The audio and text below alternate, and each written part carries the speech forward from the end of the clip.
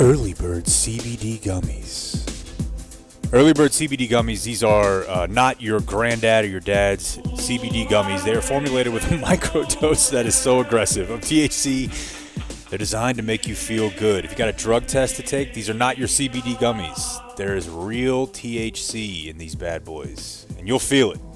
You'll feel the touch of the microdose. 2.5 milligrams? 2.5. It's all natural. It's made right here in Texas. Use the promo code DUMBZONE at earlybirdcbd.com. What do you get for that, Dan?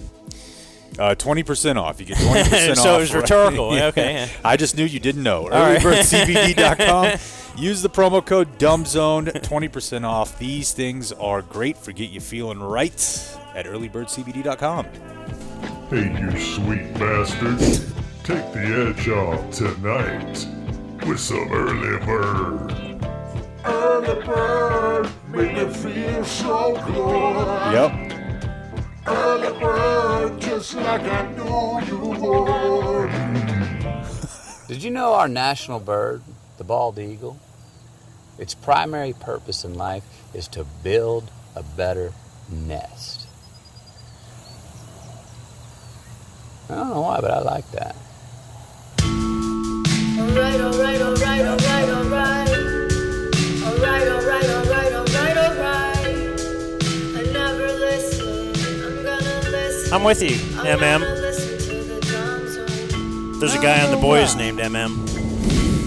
What's the record? What? That was like 7 seconds. For quickest Boys reference? Jeez. Outside of email and everything, I'm sorry, man. not even prepped.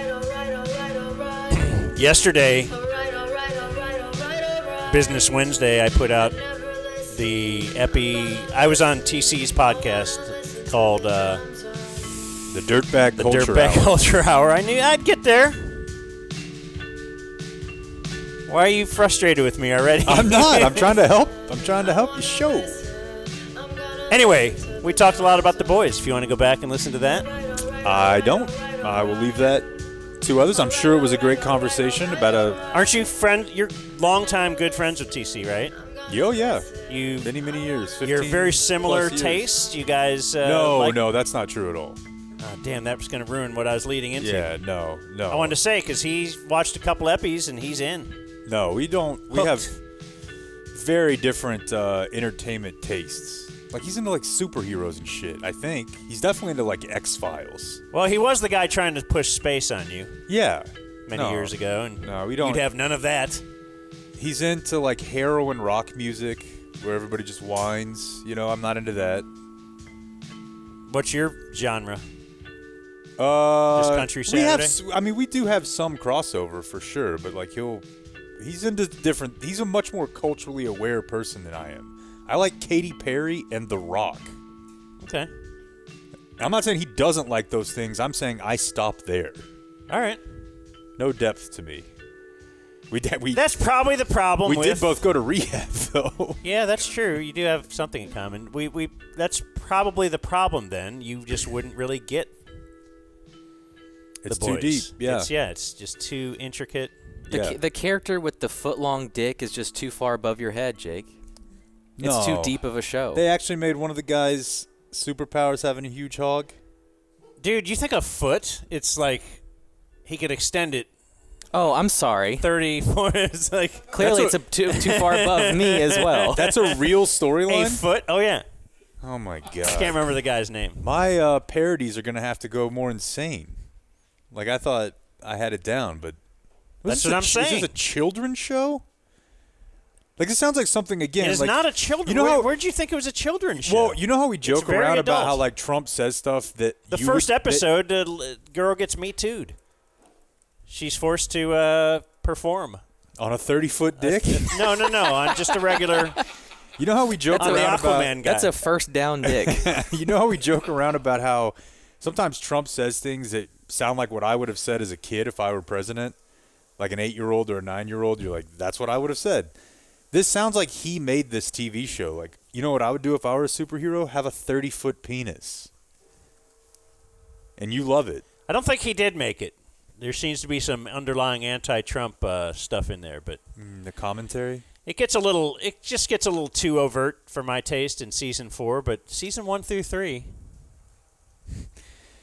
That's when you know you're a real dork about a show, is when you start saying stuff like that. Kind of lost the plot there in season 4. Yeah, Game of Thrones, they didn't stick to the books in 6 or 7, so that's kind of when I... Well, like Community, you never watched Community, I'm sure. But No. I think season 3 is when Dan Harmon left. They ousted him. Yeah. And the season did suck. And then they brought him back for season 4, and we're right back on there. Like Trump. Right back. We're bringing him back, and yeah. So we're broadcasting live to tape today, right? We're not live to live. Do we wave to YouTube? No, we're not. We're not live on YouTube. No. Okay, we're not live streaming. No. Dead streaming. We are live to tape in Denton. Yeah. Has the whatever our show is, done a program in Denton? We have the ultra marathon Ben Bridgman. He lives up here. Oh, at his house. Oh, yeah. Okay. Other than that, I'm not sure. I used to live like 2 blocks from here. Why? Because I went to school at North Texas. Oh, you did? He got his master's here. I did. Oh. Lived here for about 18 months. Okay. You going to go back? Well, I'm here now. No, I you mean, go go back house? by the old place, Yeah, kind of sure. walk through. Sure. The old guy in the club. Be like, yeah, this is loved where it. I loved it up here. It was a good time.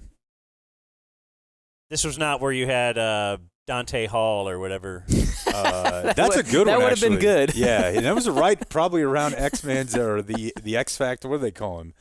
His era, but no, it was Arsenio Hall. Arsenio Hall was the the name hallway. of a hallway in Dante. my house. Dante Hall. It wasn't Scott Hall. It was Arsenio Hall, where a photo that we got on eBay of Arsenio Hall hung. That's still a great bit. Yeah, thanks. Just take the D'Angelo Hall to the other dorm.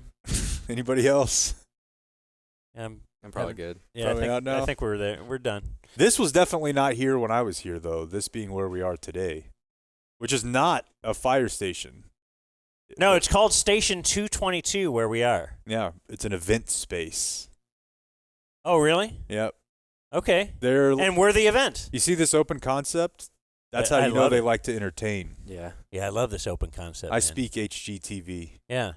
We're sitting where it's usually a golf simulator. Do you feel the green? Yeah, the little green that we're standing, or the whatever you call it, fake grass. What do you call this? Whatever. Turf? Yeah, turf. Was HGTV on at rehab? I feel like that's kind of a rehab. HGTV? Yeah. Yes. Yeah. That had to be popular. I've told you guys before. Why, you're rehabbing a house? Just like, I hey, don't this is know. like us, guys. Just We're fixing it up. It's kind of broken where down. but where the here, yeah. house. Yeah. I had a load-bearing wall that needs to come down. And look how you put it in, brick by brick. Like, you can't just Right. fix it all at once. Like, it doesn't magically just get fixed. You really have to take your time. There's 100%. Every day we work on fixing. There's this house. 100% a market for a show like everything related to recovery. They need to get an addict to do this, and it would be called like recovery real estate or rehab. Like Dude, something. this is a great idea. I mean, I know. It's like when you invented YouTube. I actually did invent YouTube. I know. Vanilla Ice has one. Has like a home. Yeah, because I guess he's in construction, like he's a contractor or something. I'm not sure if all his jobs take 4 months longer than they're supposed to, or if that's just mine. But Oh, now you're talking about your own. no, HGTV was definitely on, and I've told you guys that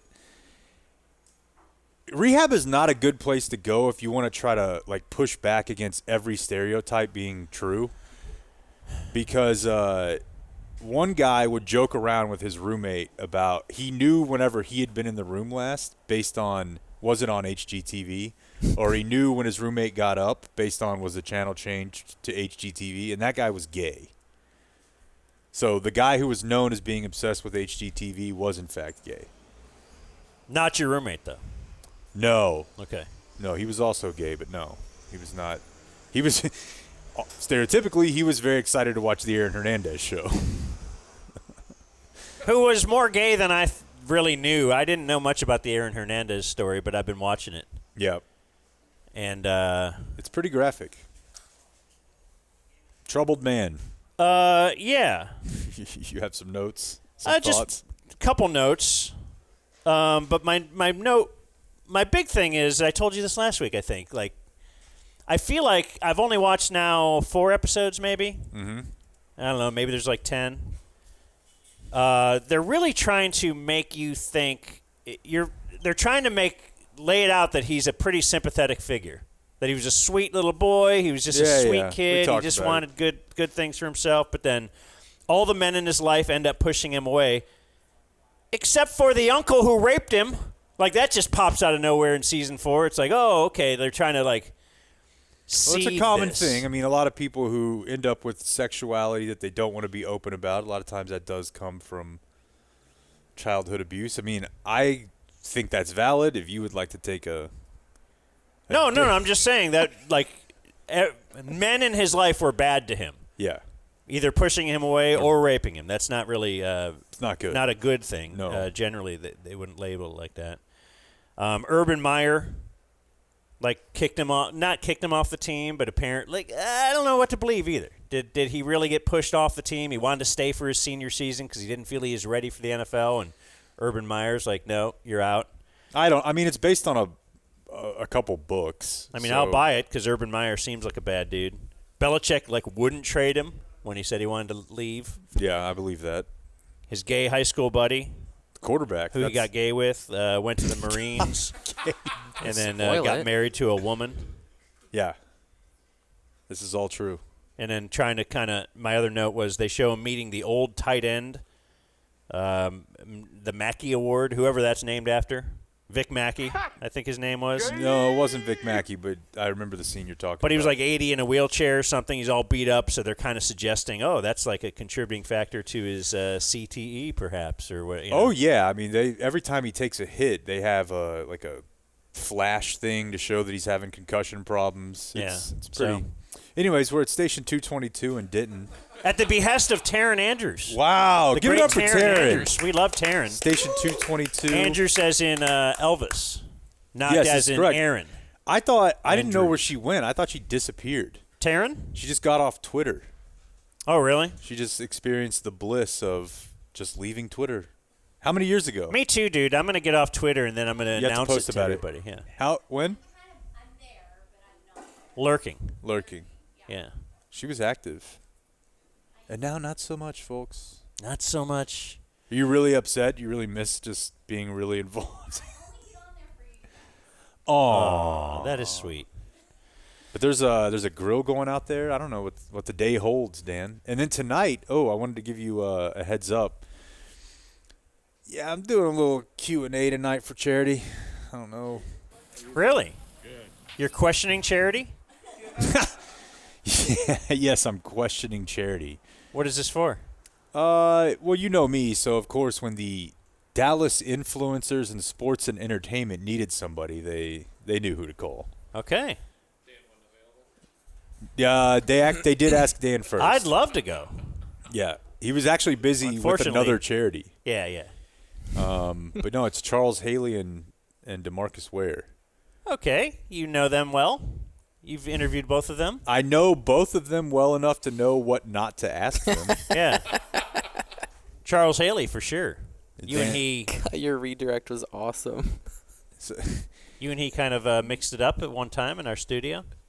Yeah, I was trying to catch your Charles Haley mix-up lead, which is quite large. But yes, when we had DeMarcus Ware on, Dan asked him, like, well, what's this tattoo? And he's like, oh, it's for my son who died.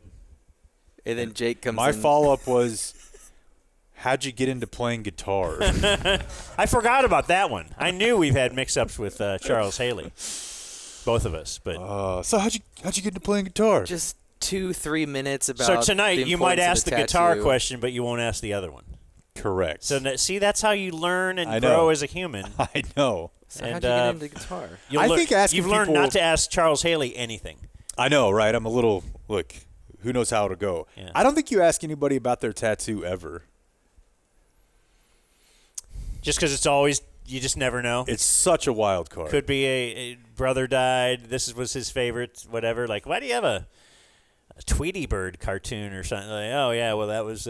Yeah, you just don't. We watched cartoons together. What's that headstone on your arm about? I think that one's pretty cut and dry. You know what? You're right. I've waded into these waters many times, and I keep getting burned. But I guess that's much like the girl who yelled at me on how to turn on my iPhone light. It's memorable though. I've been using it. I will remember it, and you'll remember it from our show. That's right. Yeah. There's another show I wanted to tell you that I started watching. Actually, I watched the whole thing. I just didn't watch the whole series. But speaking of The Boys, which is on Amazon, so I'm watching The Boys on Amazon, and I got done, and I see recommended for you. And what was recommended was a show called Game 7. Are you familiar? No. Game 7. It's a series. And, you can probably put together, Coach Joe, what this is about. Yeah. But it's about various Game 7s throughout the years, like the Yankees defeating the Red Sox in a Game 7 of the 2003 ALCS. You have the Edmonton Oilers in the 1987 Stanley Cup Finals. You have the Cubs and the Cleveland Indians in the 2016 World Series. Or as the guy who doesn't... Don't tell me that they do like a wokeification of... No. Okay. I was just going to say... That's what they were called. The person who had to write this, that doesn't really watch sports, wrote in the 2016 World Series Finals. Yeah, okay. I don't think you would say that. And then you got another... Anyway... Oddly enough, this features Episode 3 is the 2006 NBA Western Conference Finals. Hell yeah. With the Mavs defeating the Spurs. And it's an hour, and it's real cool how it goes back through kind of like how this rivalry, it's not really a rivalry, kind of until now, because that's when the Mavs win one. Finally, but it's about how, Duncan and Ginobili and Tony Parker had won a few championships, couple at least already, and then Dirk's rise but fall, and how Dirk wasn't that good, and nobody really, he's soft and all that kind of stuff, but it's very, very cool. I didn't remember a lot of things, as you know me. Is that the Ginobili missed free throw? Trying to remember. I'm just going to note what I didn't remember was Jason Terry was suspended for Game 6 because he punched Michael Finley in the junk. Yeah. And Michael Finley, it goes through how Finley brought along Dirk and Nash under his wing, and then Nash left, and now it's just Dirk, and Finley's there, and it's really cool. Also, it's another case against momentum because the Spurs were down 21 at home in that game. Manu Ginobili hits a 3 with 32 seconds left to put them ahead, and then the Mavs ended up winning anyway. Mavs tied it up. They go to overtime. Sagana Diop was their center for the entirety of overtime because Eric Dampier fouled out, if you want to think about what a crappy roster that really was. I'm so glad that's all behind us, and really that they got the 1-11, because that team, how did they make it damp? The dust chip. Yeah, Dirk might have been even better than we think. I wrote that when he retired. I wrote an article about that for The Athletic. Like, if you look at all those rosters around him. Yes, and any of his advanced stats, nobody puts him up there with of that era as the best player. We still have to argue about Kevin freaking Garnett. It's not even close. Yeah, I don't think there's an argument with. Well, maybe it's a national argument. Yeah, I was going to say you think that because we're here. Nationally, it's 50-50. Yeah. Absurd. So anyway, that's my suggestion to you. I know you won't listen to me about The Boys, but if I can at least get you to Amazon to watch something. I'll consider it. iPhones are going off left and right. What do we got? Uh-oh. Does anybody know where Tawakoni is? There's a lake there. Is that East Texas? Yeah. Lake Tawakoni? Yeah, well, if anybody here is missing a 16-year-old white female, call her. Well, no. You're supposed to look for her. Oh. Did they have any radio audio during that? The Mavs episode? because they reached out to me, I think 3 or 4 years ago for old Bob and Dan during that time. Oh, really? That series? That show. Now, unfortunately, that was kind of before Jake got on board and archived every show, so what I gave them was very limited. I was just curious if anything made it, but you would have probably said something if it did. I don't think so, no. They did have some local sports talky stuff. Yeah. But I guess not anything from us. Yeah, I think we might have gone to that series. Yeah, I probably left at halftime or something. That's the way. I could only send them like a couple segments, but it was cool. I think they sent it out to most of the local sports radio stations, and I sent them what I could, hoping to get you guys on. Yeah, once Jake joined us, he's like, you can just easily save every second of every show. Yeah. Because we had this really intricate system that we would save certain segments, and then we would label it, and it was just like this huge thing. And Jake's like, you know this thing called Dropbox? We're like, no. I fooled Bob and Dan into thinking that I was a really good producer simply by acting like I invented Dropbox. Yeah. I was like, you guys aren't going to believe this, but for a low price, I'm like buying all of discs to burn everything on. Cabinets, labeling. I'm like, no, this. Also, let me tell you about this video app I came up with called YouTube. You'll hear about it. Well, Blake, I didn't know what an app was at the time, but I did create the concept of YouTube, and there are witnesses. There are witnesses. We should just put videos on your phone. And look at you now. Look at us. We're on it. Oh, I wanted to do just a quick hit election night back sell because we did election night. So if you want to go to our YouTube page, you could see back sell. You could see us. Back sell. Most people, I think, there were rooting for the other team. So every time we do a stream, there was a guy with a MAGA shirt on under his hoodie though, but he didn't take his hoodie off until he left. Yeah, he was a good dude. See you, bitch. Yeah. No, but I just wanted to shout out to Marv. The great Marv. Who goes all out. Do you know who Marv is? How could you not? Naughty Ben Franklin. He was dressed as Ben Franklin. He had a Ben Franklin wig. He had the whole 1776 outfit. He was just didn't have a kite and a key. Like everything else looked exactly like Ben Franklin. I don't think he had syphilis either, but I don't know. Did that what he died from? Yeah, he got around, I think. Ben Franklin? Pretty sure. No, Blake, he might have been one of the few powerful, dude, if you were, of course he got around. You think there were a lot of faithful leaders of government in 1770s? George Washington was. Absolutely not. An American hero. Yeah. I'm not saying they're not American heroes. I'm just saying they were spraying that skeet everywhere. Yeah. That's what comes with the territory. Anyway, shout out to Marv. He brought us some Lone Star Tall Boys. So you can watch that. Oh, and I forgot to mention, if we're going back and looking at old videos, do you know that Wire Will's brother, Wire Scott, remember when he came to a game last year and then he had a bit, I think, a precursor to my bit on Steve Noviello's show. I think he wore a different hat every quarter or something. Something like that. Yeah. And he just did it for himself so he can go back and watch it and then laugh. Well, on this one, he's like, I got another bit. And he asked if he could hide. He had this big bag of shirts. Yeah, I saw. And he said, can I hide this in your bathroom under the sink? And I said, yeah. And so he would go in there every 15 minutes or so and change shirts. I don't know how many different shirts that you can go back and watch our last game stream. Yeah, I mean, I love the dude, but when he left the bathroom one time, I saw his shirt and I was like, hey, are you wearing a different shirt than you were wearing before?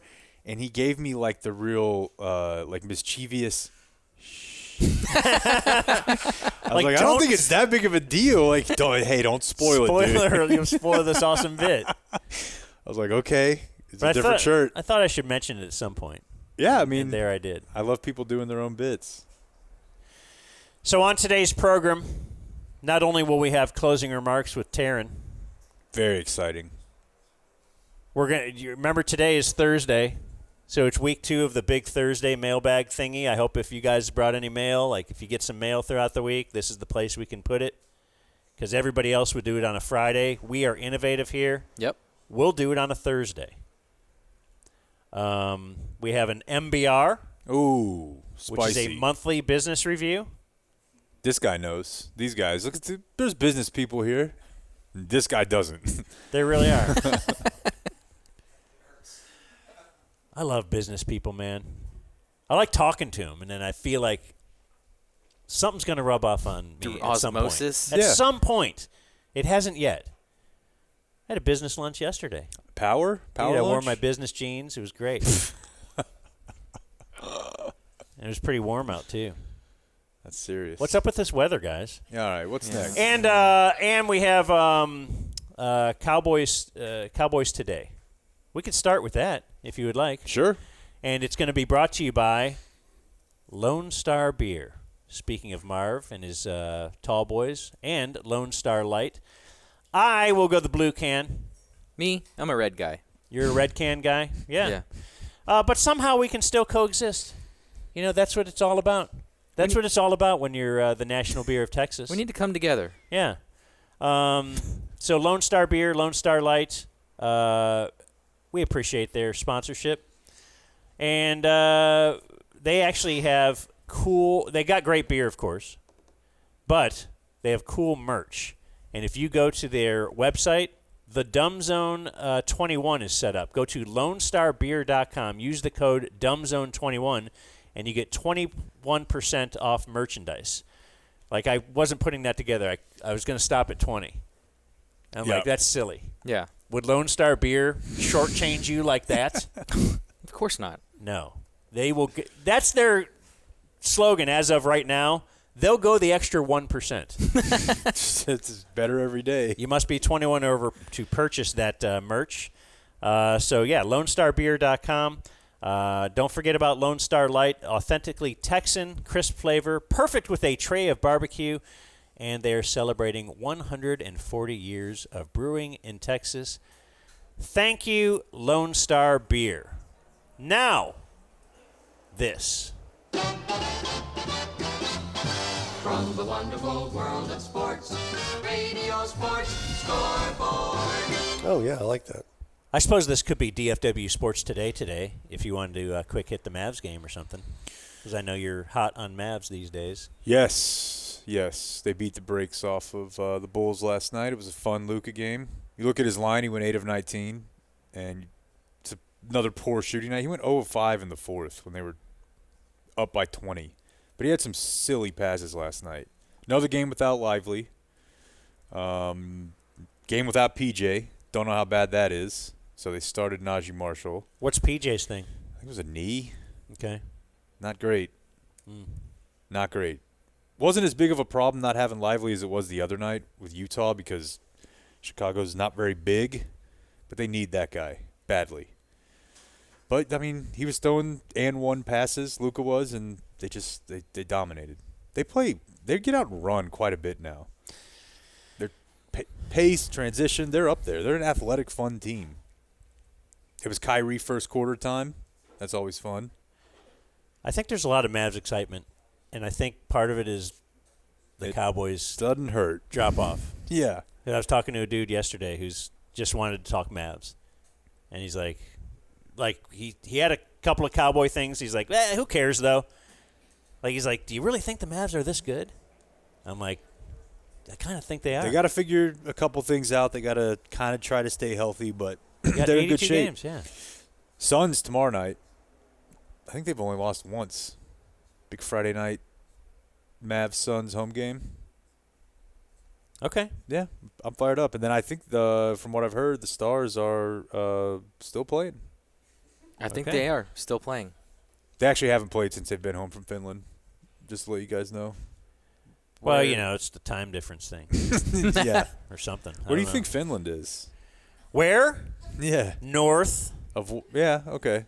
How you That's a like good that? start, yeah. I think it's near Sweden, Okay. Yeah. kind of. Yeah. Maybe there's another one there too. Like there's a couple. You're on a roll. Keep going. couple of countries. I think Santa Claus was invented there. Okay. Is that true? Something like that. Yeah. And I think guys from Finland love to come here and play flipper. That's Do you remember right. flipper? Yeah, that they had a different name for it. When I ran into Jari Lehtinen and Nico Kapanen and like all the Finns would hang out together. It's still the case now. Is it? Yeah. And yeah, they said they were going to play flipper, and I'm like, huh, okay. And then kind of followed them into the bar, and it was a pinball place. So pinball is flipper to them.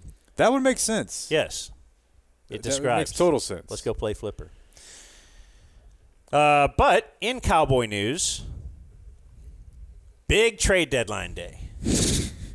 Yeah. And Jerry was right.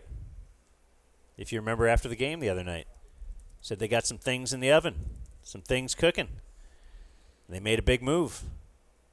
I guess. They added a wide receiver, Jonathan Mingo, which appears to be. It's getting panned pretty I'm hard. trying to isn't find it? someone like to Yeah. say this is a good move at all. The most positive you could get is like, I mean, He's young. young. You got a couple years of control, Yeah. but it kind of stops there because then you say I would not have given up a 4th rounder for him. And I think especially when you look over at the Chiefs with DeAndre Hopkins for a 5th rounder, or Devontae Adams for a 4th rounder, or a guy on his own, Deontay Johnson, who was a better receiver on the Panthers. He goes to the Ravens like the week before, just a couple days before, right, for a 5th rounder. Now, maybe all those guys, at least a couple of those guys, are on the last year of their deal, so that's you factor that in. They'll also want to get paid afterwards. Yeah, you do. But if somebody's like, hey, I have this, I don't know, like I'll give you a brand new car, but you only have to get to keep it for a year. Or for the same price, I'll give you a pretty shitty car that barely runs and you can have it for as long as you want. Like for the same price, it doesn't make any sense. It doesn't matter if he's under contract for 2 more years. First of all, he's not a first-round pick, so it is only 2 years. It's a 4-year deal. There's no option. So even if he balls out, what are you getting? This season is gone. So what, 2 years of a guy who thus far has been terrible? That's not really a selling point to me. I heard Saad, the great Saad Youssef, on his podcast saying he thinks it's about like the next few years as far as needing to pay Micah Parsons. Sure. Still paying Dak and CD, that you're looking for some kind of cost certainty. You could also just use your own pick. Yeah, but in their mind, they're now like, well, now we can use picks next year for a position that's not wide receiver. Yeah, that's fine, but it does seem a little flippant that I'm like, unless something transpires where we're just going to learn the Trey Lance, Jonathan Mingo connection next year, and the picks they've traded away are going to bring them a bounty of riches. But we know Dak's going to be the quarterback. Now, the interesting thing is we don't know if he's going to be the quarterback at all for the rest of the year this year. They say it was worse, but so they he's did gonna put get him a on second IR, opinion. right? No, they did. Oh, Yeah. he did get put on IR. Okay. But he may not be back at all. So IR is 4 games? Yes, minimum. Although they may be setting it up for like a, we're 3-9. So what's the point? What's the point of bringing him back? I don't know. The whole thing is such a mess. It's ridiculous. Does McCarthy come back? No. Well, the Dak injury There's a does great work really excuse well here, for yeah. him. Yeah. It was like Chris Gronkowski talking about Romo. But are you about I to thought that was interesting, by the way, that's how Chris Gronkowski looks at that injury. What did he say? Just that he got Romo killed, and the team already sucked kind of that year, or wasn't going to look that great. And then they were like, oh, the only reason we were bad is because Romo was hurt. Gave him a huge deal. Anyways, yeah. So we have a Cowboy family member tweet of the day. Oh, good. Oh, Back up to the stage, we've got Terrence Parsons. Again? you can't get off Twitter ever. Me? Because this gold. Oh, yeah, this in gold general, is- yeah. So another member of Cowboys Twitter, I guess he's a podcast, blog guy. I don't know. It's Fangio versus McCarthy once again, and looking back at the Miami game from last year, I have to know why they stopped using Lamb like they used him in the first quarter. He tore it up in the first by stacking him, bunching him, trips, motion with him or others, then poof, gone. And lending his 2 cents to this, Terrence Parsons Jr. just tweets it with, story of the Mike McCarthy era. Like, just chill out, everyone. But no, this is what we do. And who were we talking? Oh, back to Like, at least my mom only Back to tells Gronk. me when she's mad at you. She doesn't tell everybody. back to Chris Gronk. Yeah. He was saying that Belichick actually pulled Rob aside and said, "Hey, tell this guy to stop saying stuff in the Yeah. Like, is McCarthy a guy that will pull anyone aside on this team and say, "Hey, talk to your family member. This isn't good for the Cowboys." Or does he not do it because Jerry thinks it is good for the Cowboys? He loves it. He loves that you are reading this tweet right now because you are talking Cowboys and people are excited about the Cowboys. What are you looking at? Sorry, I'm just reading through more of Terrence Parsons Jr.'s tweets. I missed a couple. But he is a big fan of the R word. Oh, yeah? That. Yeah. I'll have a little bit of Cowboy audio from you. Of course, we know in the game the other day where Cole's Kirk Cousins diced him up. There was that Darnell Mooney touchdown where Trayvon Diggs looks very confused and also kind of tried to complain for an offensive pass interference on a pick play. And if you recall, the week before, Trayvon was on with Micah Parsons and did the, hey, we got outcoached. Kyle Shanahan just had a better game plan. They made adjustments at halftime. We didn't adjust to him. I think Mike Zimmer has had about enough of hearing about the scheme. Garrett Podell, CBS Sports. Mike, last week Trayvon said, players are still getting adjusted or used to your scheme. When you see a play like the Mooney wheel route for a touchdown, what are your thoughts on where your personnel stands with their comfort with your scheme at this point in the season? Again, you'd have to ask them that. I mean, it was man-to-man.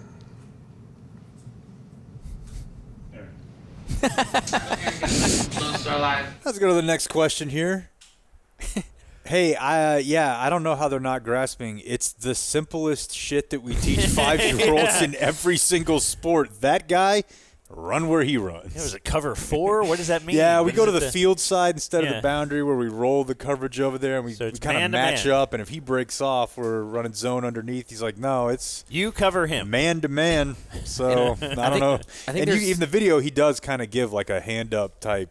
What do you want me to say? And I think there's a little bit more there because Zimmer naturally plays like a lot of zone. Yeah. And the Cowboys played a lot of man under Dan Quinn. And so when they got off to a slow start, I bet the guys were like, let's run more man coverage. Yeah, so then he subtweeting calls them? it, Yeah. and then they do that. I like that. This is what you wanted, right? Maybe he's used to practicing against the Cowboys, and so that's why he was running up to the sticks. Like he knew there's no way he They'll can throw throw it here. it past Yeah.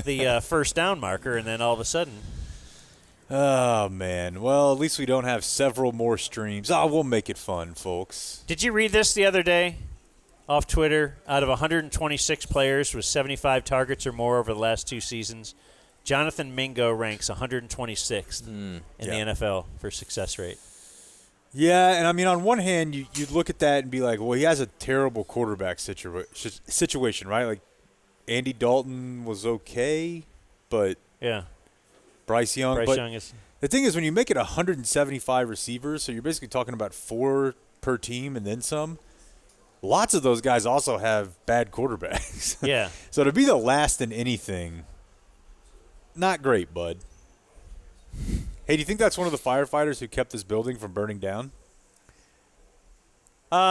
Indeed, I do. Do you think they just go by the next day and admire their work? They're Yeah. like, yep. You're welcome. I Wouldn't did you? This. Yeah. Because we know. Let's give it up for the Denton Fire Department, right. everybody. We know Hey. some firefighters, and they're like, they actually don't get to do it a lot. I know, right? So Yeah. if you get to do one, you're probably going back and like, yeah. You think this one's funny? Are they all like Jimmy Nelson? Yeah, I think most firefighters can do stand-up, like can do a tight 45. Sorry. A butterfly flew by. This building did almost burn down yesterday. Yeah, it did. It's hard to believe because it looks great. Yes, there's more than just that stat on Mingo. There's like 5 or 6 very funny ones. And then there's the gif or the clip of him where he gets led to the boundary, and he seems to have like a reverse understanding of how you're supposed to catch a ball that's going to the boundary, where he turns his butt to the sideline and kind of jumps. So his hands do land in bounds on the ball, in his possession, but his entire body is out of bounds. Like, he almost had to try to do it. It's a very weird play. Second round pick? Yeah. Like last year? Second round pick at, I think, Ole Miss, right? And Ole he Miss. won't play this weekend. He won't play. Why? You know, I heard somebody say, like, oh, there's no chance. It might have been David Moore or somebody, but then I was thinking Amari Cooper yeah. played that week and was over there just and scored a touchdown. Go straight and then inside. Yeah. And he had 5 or 6 catches that day or something, but apparently not. Apparently not. So it's the Cooper Rush show. Oh, my God, this sucks so Trey bad. Lance. Here you go, Dan. Here's the Mingo video. Oh, he's got it up Rob's- there. Yeah, Rob's got check it out. Watch. Hey, he's a little scramble drill here. Let me see if I can. Oh, okay, yeah. That is, yeah. What do you do? Like he made his feet go out of bounds on purpose. What you do is you stop. You stop and plant your hey, feet. I got to keep my hands in bounds. Right. Like, he actually did a reverse perfect play. Yeah. Oh, my God. I've never seen that. Yeah. Well, hey, maybe we'll have Zeke back this week, you know? Learning moment, rally around him. Okay, hold on. You said Cooper Rush. The whole point of Trey Lance was like, if Dak misses extended time, then it's time to see what Trey Lance has. This is the perfect opportunity to play Trey Lance. Well, don't you think that he couldn't get playing time in the preseason? He's not going to get playing time now? Or, like, you know, he couldn't get ahead of Cooper Rush. I think Blake is saying you just play him now knowing it's over. It's over. But that's what you would do. So I wouldn't be surprised if he starts a couple games towards the end of the Then why do year. you have Cooper Rush? Not every team. Because, again, because you think you can win with him. Well, the Eagles won the Super Bowl without their quarterback. That's what I'm saying. And he was playing MVP level. Well, their team was really good, but yes, he was playing really well. But what I'm saying is the Cowboys legitimately believe Cooper Rush is like one of the best backups. And what the hell do I know? He might be. Well, and if they were 7-1, then yeah, they would play Cooper Rush. Okay. But the season's gone. So what do you have to right But now, they don't think that, though. You're about to lose him. Why not? Yes. Yeah. In the offseason, this was the disaster plan. If the season goes to hell and we're without Dak, then we can see what Trey Lance has. But if Dak comes back and they're like 2 games, 3, well, I guess that would require Rush splitting. Let's say they're 1 game under 500 when he comes back. I guess what I'm saying is they're not going to go to Trey Lance until it's absolutely positively over. Like, let's say Dak is done for the season. They'll have to be probably mathematically eliminated before you see Trey Lance start. Well, then it's a lot more. It's Because even more difficult. Because Jerry knows that when you play Trey Lance, you're admitting that there's no point in watching this, which I actually think is backwards. Yeah, I would watch. Because I actually would watch Trey Yeah. Lance more likely. Because look, wild card, right? Cut the brakes. Well, you can pray for a Cooper Rush injury. I think that's weird, dude. Oh. I mean, he is a very boring guy, but I'm not going to pray for him to get hurt. Do you think God would be like, all right, I'll give you this one? Like all the prayers you've had all He's these like, years. look, now you're a little more on my level now. This one I can do easily. If you thought you had earned $1 million prayer, no. Yeah, he's God's like, I'm bored too. I'm going to do it. done. I want to see Trey Lance as well. Yeah, it sucks. We're doing a stream. We are. A You want to Cowboys. announce any guests? Do you? Well, since we are in Denton, I will say we will have the voice of the Mean Green on, Dave Barnett. Whoa. Good dude. Yeah, former Rangers TV play-by-play. He's allowed to associate with us. We'll have him in the den. I didn't know if the thing like extended to family members. You know. You know where we're having food Like, from? would we be able to have Bill Sturm on? Doodlebug? I don't know. I'll call her. You know where we're getting food? I do, but I want you to tell everyone. Mesa. That's right. Is it Mesa Grill? I think Mesa- it's Mesa Tex-Mex. I don't know what they actually call themselves, but It is the restaurant that is it's right behind the 9/11 Memorial in Grapevine. yes, it is in the same parking lot. And Kurt is one of the owners there. He reached out to us a long time ago saying he'd love to have us out, do something. So he's going to come out, bring food. I can't wait. There's a vacant, 2 or 3 vacant offices. I believe a laundromat. Wait, we're going to our Dallas studio Saturday, right? Yes. Try to remind this video man if you remember. The great Rob Chickering. Rob Chickering, everybody. Rob Hey. Chickering, video man. That was about the same as the Skydiving firefighter. No, we got to grab the picture. Yes. Yeah. The 9/11 Memorial Mesa So Dave picture. Barnett will be there for the stream. Are they bringing their Never Forget flautas? That's not a thing. You You don't say know that, dude. There is the 9/11 bar in Fort Worth, which we've somehow never been to, but it's a real thing. It's called Bar 9/11, and it's 9/11 themed. Let's put it on the list. Let's do it. And their steel beam salsa? All right, dude. This guy's on fire. You know what I mean? On fire. Ah, okay. Damn, I'm not catching anything you guys are doing. All right, what's next? You want to do Big Mailbag Thursday thing, or do you want to do the October MBR? Ooh, I want to do an MBR. All right. Oh, you do? Yeah. Let's do MBR is brought to you. What do you have, an open or something? There's no way. I have an MBR open, but tell us who MBR is brought to us by so I Had can you find gotten to a car accident today on the way over here, I know you would have been bummed out. I would have been bummed out for you, but you need to make your first call in that situation. The Frankels, Frankel and Frankel, their personal injury attorneys, 214 or 817-333-3333. These are good people, and they will take care of you. They'll get you what you deserve.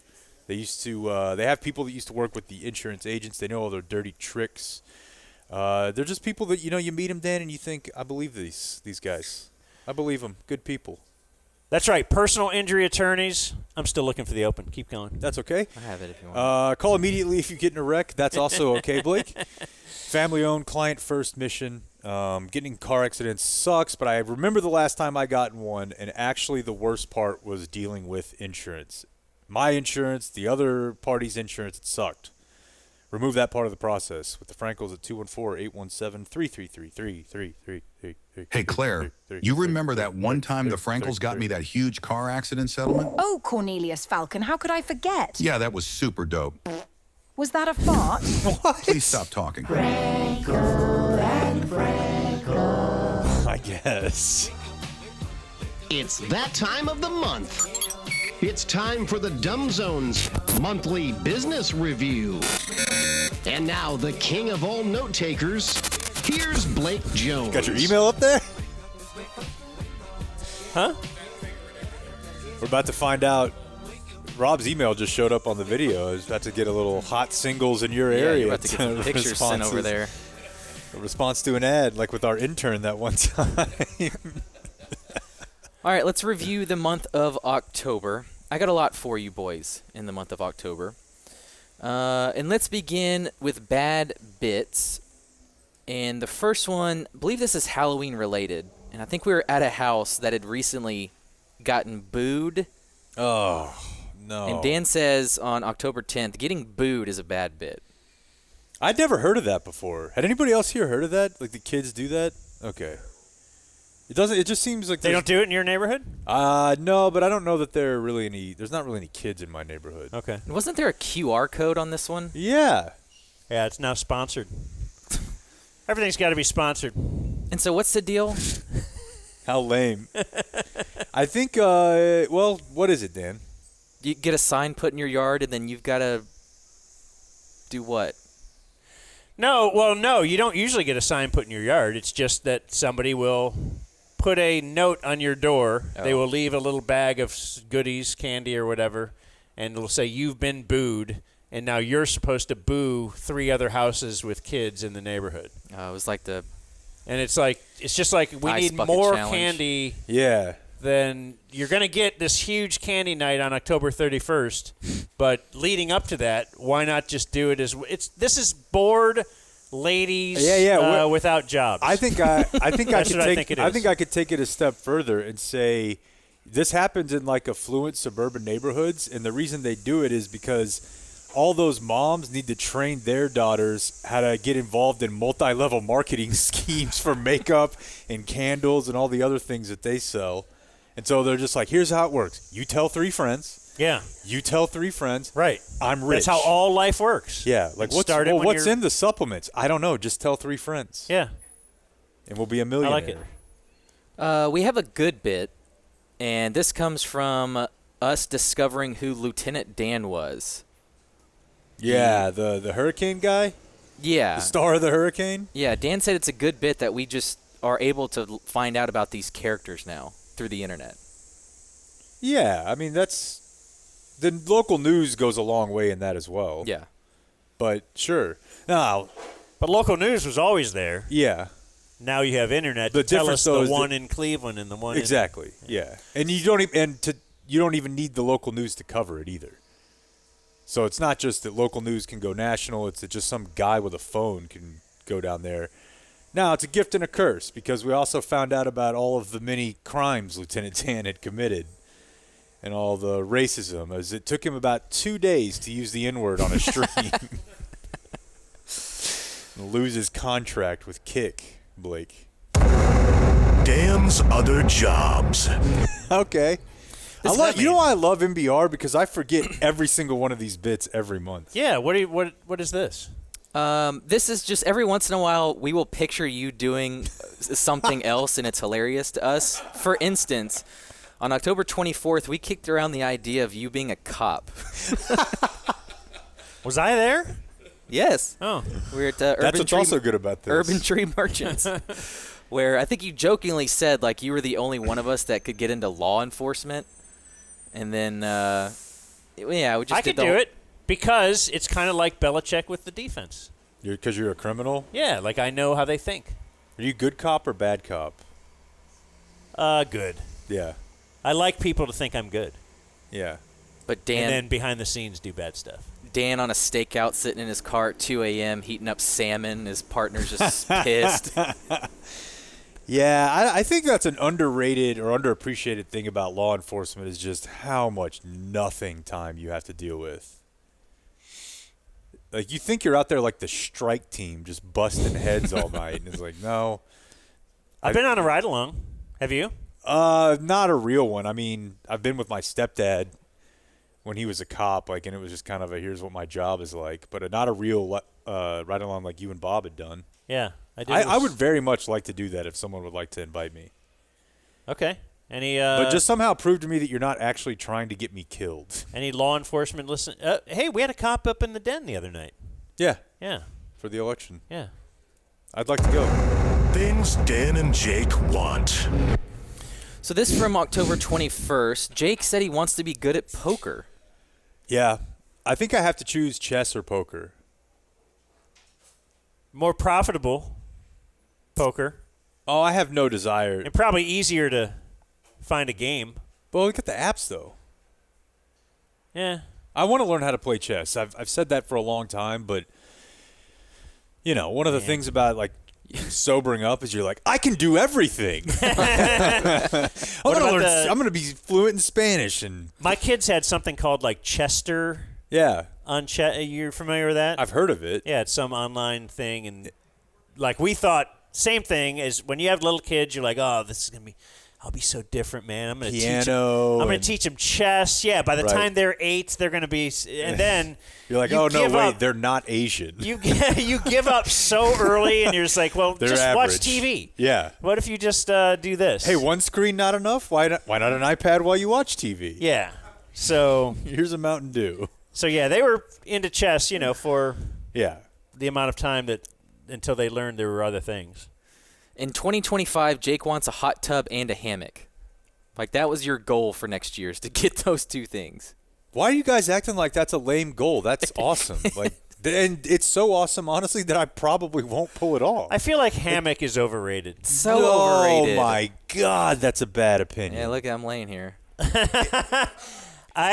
Wouldn't you just say that about a bed, too? Yeah, but like, now you're going to put it what do you outside and you're hanging from a tree or something? What's the draw here? Even more body area to get bitten by mosquitoes? No, it's now horrible. The front and the bottom? I hate it's horrible. both of you. Have you ever been in a hammock? Yeah, my grandparents had one on their farm, and I loved it. And theirs was old school. Like, it was, forgive me, I don't know anything about knots and how to tie. It was like rope. Like, my grandfather made it. Now they have them that are. He made the hammock. Oh, dude, he was full-on self-sufficient dude. Like, he can make anything. What happened to you? No, he actually asked me that. I actually distinctly remember him one time asking me that. Like, what happened to you? And you can't get in it. You can't get out of it. Your feet are always way above your head. It's spin around. Yeah. Yeah. You need loftier. You guys goals, are acting Jake. like every hammock is like a Monty Python bit where you're like whoop, whoop, whoop, whoop, like spinning around. You just lay in it and relax. I don't know. I don't think. I think Blake's right. It's like not as relaxing as you think. It'd be really tough. You know, you kind of fall and you're trying to get in it. What? It's not easy to get in a hammock, folks. Look it up. Yeah. And the hot tub, is that? Are you acting like are you saying these are like white trash goals? think I'm. No, you just said it, so I wrote it down. But I think you could put higher expectations on yourself for next year. Do you like, think these Well, what are important you going to things do? Buy Microsoft? Like, what do I have? Is the portable hot tub white trash or no? I think, well, you mean portable in that it's not in the ground? Yeah, like you just put one up on your deck. I'm going to have to. And then move it somewhere else. Yes. Okay. No, I'm going to be a Halo pro in 2025. Aim for the stars, you might land on the moon, Jake. Oh, okay. October 24th, Dane wants to be selected for jury duty. God, I hope that happens. I really hope that happens. I did when I went last time. Remember, I told you that. I wish I was you got on like the jury. filtered out or something? Yeah, because I was Your racist remarks? It was probably my racist remarks. There's no way that works. Like Larry David style, right? There's no way. Because otherwise everyone would do it. You're like, oh, I get a free pass to be racist and I don't have to be on jury duty? Like everyone would take advantage of that. So the only thing that's holding you back from being really overtly racist is just society. Maybe not me, but I certainly think there's a lot of people that would like a free swing at it. And then October 28th, Jake always wanted a fire And by the ladder. way, is there any chance that a jury he's on doesn't end up hung jury? Because I'm going to not He'll just side find out what everyone else is saying and then go against it. I don't know. I think this guy's got a good point. God, that food smells good. Go ahead, Blake. October 28th, Jake always wanted a fire ladder. Yeah. That's pretty cool. Like in high school? Yeah. Sneak out your bedroom window? Yeah, it seemed like every cool teen on TV had one. What was that show you were talking about? Clarissa Explains It All? Yeah. Yeah. I had to have a couple Clarissa fans in here. I have a Clarissa email to read later. Yeah, I confused her with the other anti-vaxxer. Is it that one? I'm not telling you the email now. I just said I'm going to read it later. Dude, don't spoil it. I know. People are waiting. I was going to say, this better be good. It's not. Time capsule. Things you've said about things that could happen in the future that I'm going to check up on. For instance. Also known as just like predictions. You were the one that called it time capsule. You named it. I meant the 7-sentence add-on, but go forth. Jake says he'll Thank never. you, Dan. Jake says he'll never wear a quarter zip. Yeah, it's not happening. So in 2 years, when you waltz in here with one, I'm going to bring this up. This place is definitely I was going to say this guy right here. This guy who knows he's got a golf simulator. Wait, didn't He knows Justin all give about- us one? hoodie. No, that was a hoodie. Oh, okay. This guy belongs in one. Okay, just imagine this. Yeah, he looks good in it. Me, dressed like that, you would immediately be like, that's fake. That guy looks like he can make you money. I look like I need it for something quick. You know what I mean? All right, then 2 sports ones. Dan and Jake think Deshaun Watson won't play again. I stand by that. And okay, just go over it. First of all, why would he? His motivation, yeah. He's getting that money no matter what. Then what am I going to do? I got to work. They say you have to work harder than just you usually do just to rehab to get back.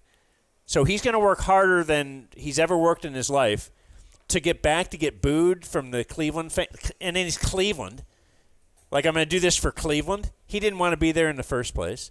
Well, what And if there's then a scenario no one will where trade for him? They cut him, they pay him all of his money, and then he can go to another team? That's like the only way. And even then, That's the only way, but yeah, what other PR team? hit, he sucks. I don't know, man. What if that's... But if some team could get a potential starting quarterback for $1 million a year, yeah. Like Russ Wilson just signed for what, $1 or $2 million with Pittsburgh. Yeah. What if that's Jerry's next developmental quarterback? Oh, my God, that would be awesome. Everybody needs a second chance. Look, I would love who amongst us, right? It's probably one of his best shots. Dak and Deshaun Watson's Deshaun best shot Watson. is to be. What would be hilarious? You're a pretty mobile quarterback. You guys remember that? Mm-hmm. Representing the United States in flag football in Deshaun 2028 as the start.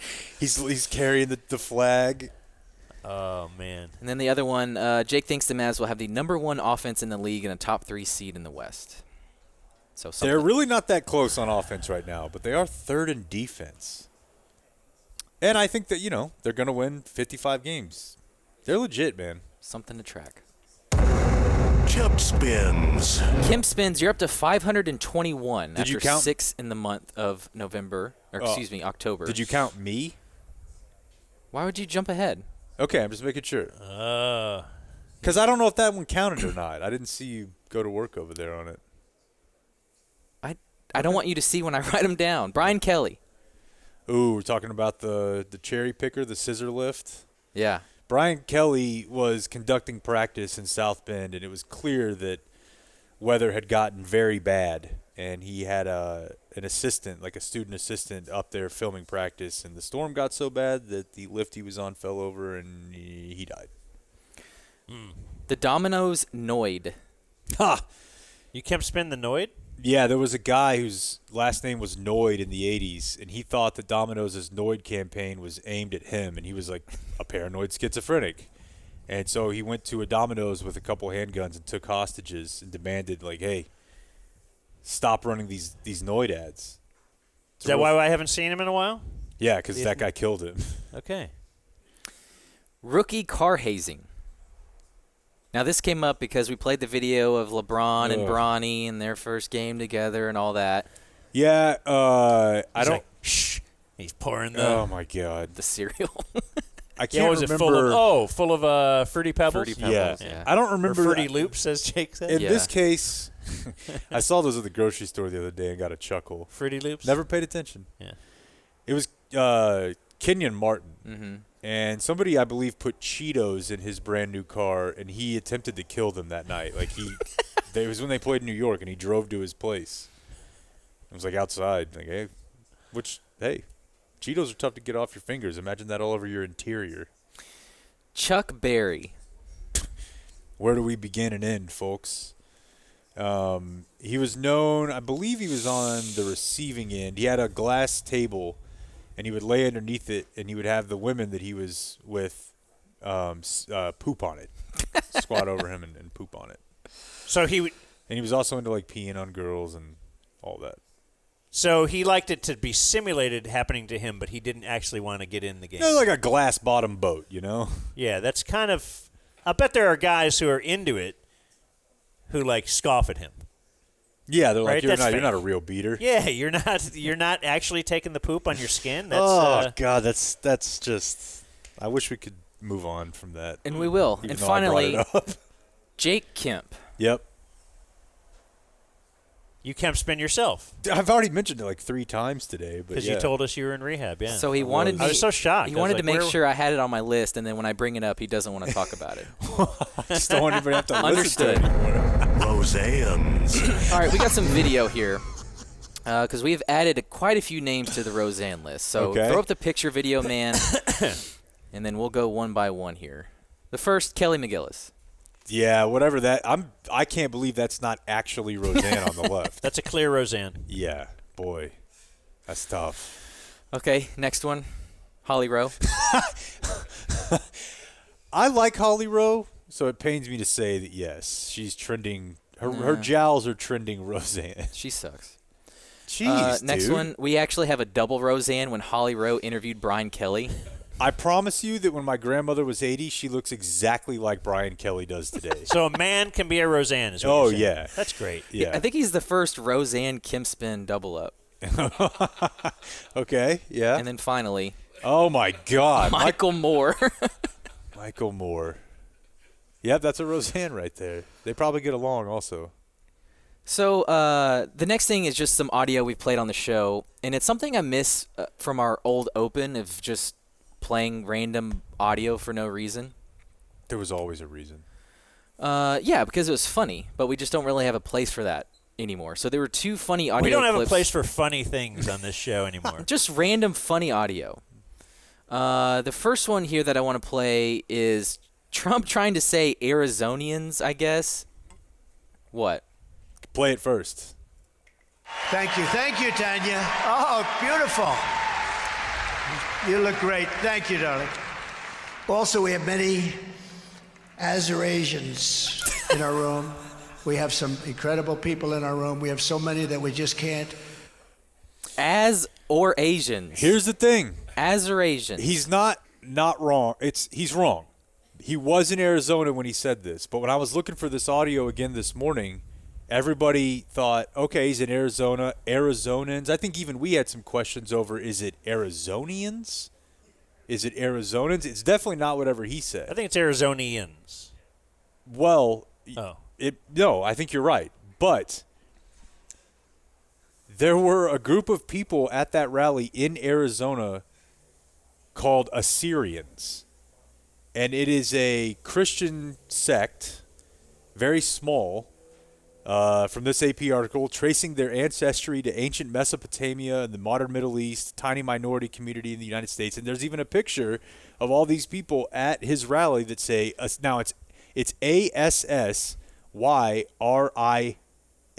So it's just Syrians with AS at the beginning. That word to me is easier to pronounce than Arizonians. I would read that and say, oh, Assyrians. So in a sense, I don't know if this is better or worse. Play it again. Also, we have many Azerasians in our room. So is that closer to Is that what he was trying to pronounce? I think so. Okay. Assyrians. Yeah. So again, the media. Because you wouldn't say we have many Arizonans in Arizona. If I'm in Arizona, of course we do. Here. Yeah. That's a good point. But he says one thing, the media. The media is always trying to take him down. They're going to get theirs, bud. That's right. Is he going to close the media? He might. Only Patreon can stay and Substack can stay alive. Okay. Then the other one is when Baker Mayfield was asked about the Texas players like stabbing his jersey at midfield. That was a pretty lame move by UT. Extremely. Like that's very pick me, try hardish. Like you're Texas. Extremely. So you also never beat him. His answer is so Baker, but then the reporter is very nervous and giggly and is funny. Baker, I gotta ask. I don't know if you paid attention to what happened in the Oklahoma game yesterday, but they planted your jersey midfield and stuck a flag through that. What's up with you catching some strays there? That's just a kid from Austin, Texas that went to Oklahoma and won his last 2 Red River games and being rent-free in their heads for almost a decade now. So, yeah, that's a good feeling.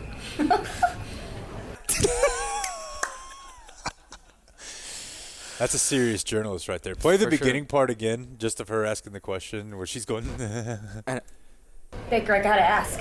I don't know if you paid attention to what happened in the Oklahoma game yesterday, but they planted your jersey midfield and stuck a flag through that. What's up with you catching some strays there? You know what that made me think of? This. In a lot of ways, for 3 quarters, I'm sure you were pretty happy you hold the team to 34% shooting and hold them down to 66 points or so. The fourth quarter, though, I guess kind of shows it's never totally complete. There's always something that you have to work on and try to get better to try to put together that meaningful 48 minutes that everybody wants to see. Hey, listen, we won the game. God, he's such a dick. Why? Rick Carlisle on Coop. Yeah.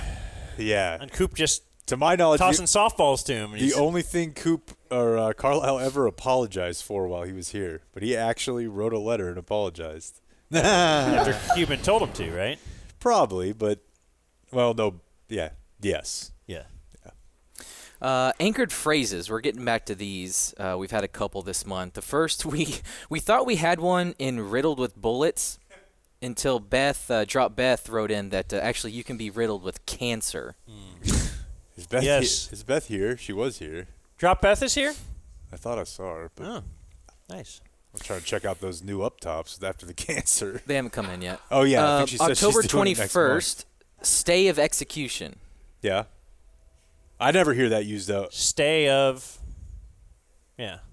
And then the 24th, gripped with fear. Gripped Yeah, I'm with- not like, oh, God, that food smells good, and I'm gripped with hunger. Yeah. You never hear it. I like this little NPR bent we have here of doing Away with Words once a month. There was a show called Away with Words. They did this. Just move on. Okay. Jesus Christ. We have a new. Do you think Blake has ever heard NPR? That's a good question. Not a chance. Probably not. Like you've never sat and listened to an NPR show. Why would I? Oh, because then you could pretend you're a little smarter than you are, like we do. I was gonna say that's the only reason. NPR. Did you hear what's going on over there in Syria? Yeah. We have a new list. Okay. It's called Dan Falls in Love. All right. Yeah, I like this. Because it could go back for a long time, but off the top of my head, I remember the sandwich person in Flagstaff. It was a sandwich girl, to be clear. It wasn't a person. It was the. I just don't want anybody thinking I'm, a Fruity Loop. It was the rental car guy in Cleveland. Yeah. It was also a lady. And then in the month of October, it was the Kroger cashier. Oh, yeah, for sure, baby. But wasn't there what was the most recent one? That was in November. That was okay. the Indian lady at the gas station. Right. Okay, which led us to believe you might just have like a South Asian. Right. Yeah, then it was the BBC reporter. Yeah. No, you should look into the Indian lady. What does that mean? I will look into them. There's just something about it. Yeah, I mean, to each their own. I feel like you fall in There's love. like billions of them. Most of the time you go on an errand. Jake has a buddy. Oh, I like this one. Jake has buddies in Portland. Wow. Yes, I do. Jake has a buddy who lives in a trailer park. Huh. I think I said I had. But if you live in Texas, you have friends who've lived in trailer parks. Or if you grew up here. And Jake has a buddy who Jake didn't think backed up their rock album, but actually did, and sent it to Dan to review. That's right. And that was awesome. That's right. 5 Minute Stranger. I got to figure out how to get it on Spotify. Spinks was trying to tell me how to do it, but it's not really my game. Don't know exactly what went Come on. feelings never. General notes from the show. Okay. And I'll just do a couple of these. Like on October 8th, Dan's wife is stoked on Buckeyes. Yeah, I mean, I only learned a Buckeye was like a tree in the last 5 years. I had no idea what was on their helmets. Yeah, they're like little nuts. And you have them They all look over like your the house? peanut butter, the little ball of peanut butter covered in chocolate, but then you could still see some peanut butter. That's what a Buckeye looks like. You don't know what I'm just talking about here? Yeah.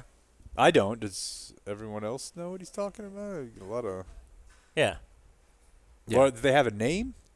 The peanut butter ball? Yeah. No, I don't know. Okay, you're not Maybe saying it it's like does. a branded candy? No. Okay. No. All right. But like if somebody makes peanut Okay, butter, then I think I do, You'll yeah. kind of like the chocolate Yeah, falls down, okay. so it looks like kind of a bald guy's head. All right.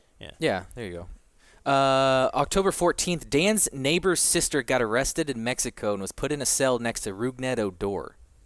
It's true. I'm negotiating right now to. I think she's went through a bit of trauma, and so she won't come on the show. But I'm trying to get her husband on the show because he was the guy dealing with it in Mexico, having to get her out. Like, it's always like dudes having to, carrying the weight. We'll do all the work. You just can sit there in prison. Wasn't it over a gun? I don't really. It was about like ammunition. It wasn't even a gun. Man, I hate when I'm at the airport and somebody walks up to me and they're like, "Will you hold this magazine?" And I just put it in my bag. I don't really know, but I think it might have been just a couple of bullets that were in some guy's bag, and she took the bag by accident. I don't know, something weird. Likely story, Chief. Yeah, well, you living near a gun runner. Jake used to walk around the locker room with his school ID hanging around his dong.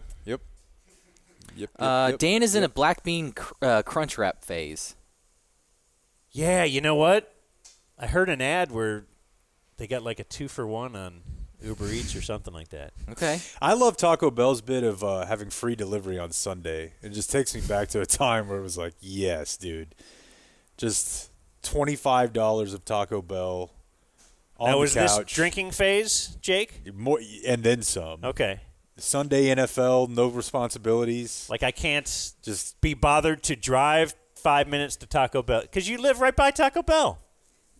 Well, I think everyone does. Oh, okay. That's a great point. You're so lucky to live right by local farm-to-table niche restaurant Taco Bell.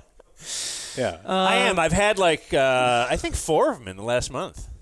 Dang. Dude, there's a TikTok account. Some of it ends up on Twitter, but they're really good. I don't remember her name, but there's a lady whose account, she's real fit, real healthy, but her bit is showing you how you can go have like a legit meal at just about any fast food restaurant that's less than 700 calories. Huh. It's like 600 to 700 calories, basically like a factor meal. And she'll like tell you like just if you don't get a large Coke and a fry and this and this and this and this, but you can still, in a pinch, get something that's like got good protein, not a crazy amount of saturated fat, and Taco Bell is definitely on that list. So you know how you claim that you invented YouTube? Yeah, because I did. And is that because you just wanted to be able to watch stuff on your computer?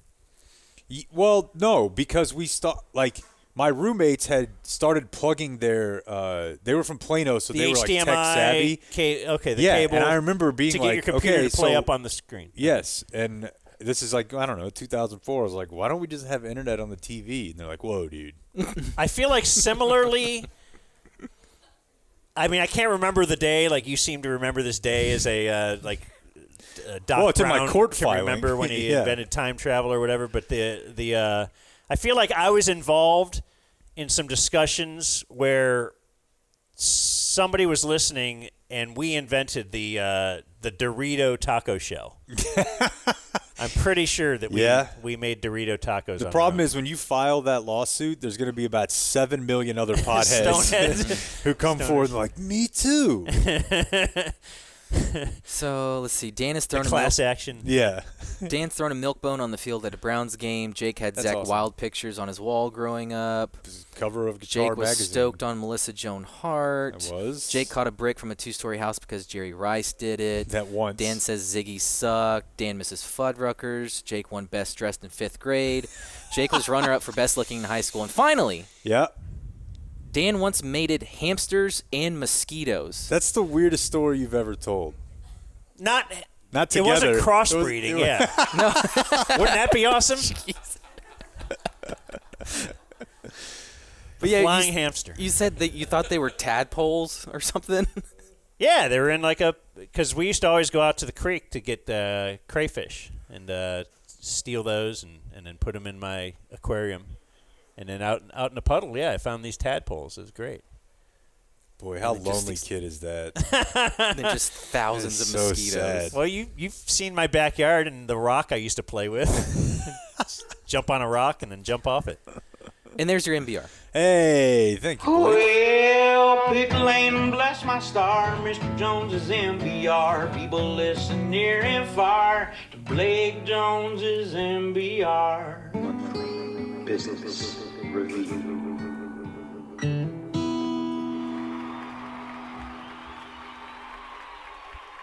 What's next?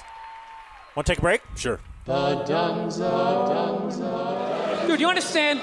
The guy's 80 years old. Do the math. This dude was born in 1934. That's 13 years before Jackie Robinson broke the color barrier. First 12 and a half years of this guy's life, he watched all-white baseball, and it was fine. First 12 and a half years. Up next, Whitey Willoughby. There's a line shot out to Peter Peckerwood. What a catch! Unbelievable into Chris Cracker. What a great day. What a great day for a ball game. White baseball, white players. Dude, his parents were part of the generation that finished off the genocide of the Native Americans. All right? That's who taught him his ABCs. You know? A, B, C, D, E. Hey, get that savage off my property! Get out of here! I thought we killed all you people! Put a fence around them! H-I-J-K. Yeah. What'd you think was going to happen? You know what? The owner of the Clippers, you know what his big crime was? He lived too long. He did. If he died around 1969, 1970, nobody would have noticed. I'm telling you, you can live too long. You can live too long. I'm telling you, you wear out your welcome. I swear to God, this fucking guy, I bet in the 1940s he was considered like a hippie, you know? Just walking around, hey, you can hang out with them, you can have sex with them, man, you know? His dad's getting all pissed off. Let me tell you something, see? You stay with your own. Hey, you stay with your own. You're listening to The Dumb Zone. So if you go to I was about to say thedumbzone.com. Dumbzone.com. Correct. Got a bunch of stuff up there. Our promo code links. And we have links to our events page, which does list where we're at today. We're in Denton. But I guess by the time you're listening to this, no puppet. Unless you are currently here listening to this, we won't be here. You know what I'm saying? I do. I do. I understand time and space. Yeah, so, but if you also go to that events page, you will see up there the men's health event called Cover Your Bases that we will be at. And apparently, like, we're the featured performers there. Oh, no. Oh, you're on the flyer. We're on the flyer and everything. It's called Cover Your Bases, and it is November 16th, Saturday from 9 to noon. We'll be there at Globe Life Field. And so it is free parking, free food, free health screenings, and they'll have a Q&A panel with physicians at 10 a.m. Stadium tours, golf simulators, which is a little weird for Globe Life Field. Prizes, and what because like we're the guys they're having out there to drive people to come on out. You can bring family, kids if you want, all that kind of stuff. See what be on a real major league field. You walk around on the field and stuff. They said they would set up stuff for us. Were you on this call? No. Okay. I'm not on the flyer. So they said they would let us have Jake pitch off of a mound. Whoa! Like the mound. Okay. Oh, look at him. No, He's about to backpedal. No backpedal. They could, if they want, get the radar gun out there. Oh, yes. We have to. Yes. Because I think he said he'd be hitting 80-something, 85, 82. I think he said. I think I said 70, but I am currently at about 53. Oh, you've already had the gun on you? There's just one. There's one in every throwing lane.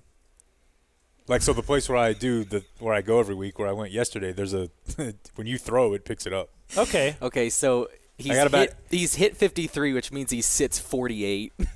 I mean, I'm not throwing it like, I don't think I can get above 55. Right? We had to get down, like, learning how to throw a baseball first. But my only pushback was going to be everyone has to do it. See, you have an opportunity. Like, not here. just me. Everyone has to. You have an opportunity here. We're going to give you this. Like, I want to see Blake doing what Blake was saying he could do, a 12-6 curve for. I was just going to give you the opportunity to say, you know what, guys? I mean, you know where I was for a month. I was drunk when I said that. I didn't mean it. I can't strike out Blake. We're letting you back out. Yeah. Well, I'm going to try. I like going and throwing. Okay. It's fun. I wish I had someone to play catch with. That's a real problem. My neighbors are not loving me throwing rubber baseballs into the fence right now. But it's fun. I feel like I can throw a baseball now. Well, come out and see Jake throw a baseball. Yeah, that's awesome. And Blake. Get some health screenings if you want. Get the panel of physicians, complimentary I'm not on the food. flyer. Again, if you just want to go walk on a real Major League Baseball field, and we'll be out there. We'll be doing some recording live to tape out there. So join us November 16th. Did you say breakfast? There is free breakfast, yeah. Ooh. I said free food, but I figure you would assume if it's between 9 and noon to be breakfast. Breakfast is different. I heard they're going to have a beef stroganoff buffet. I think it'll be more. Come get lasagna. Yeah, so it's called Cover Your Bases, Baylor, Scott and White, blah, blah, blah, blah. So, yeah, join us November 16th at Globe Life Field. Well, look, here's the deal, dude. What? We have breaking news. Blake did it. What's that? They put Ben down today. Kirk Herbstreit's dog? Yeah. There he is on the screen right now. Do you think Kirk had a really sad tweet to announce it? Or do you think he just like handled this life problem on his own? He kind of celebrated Ben's life,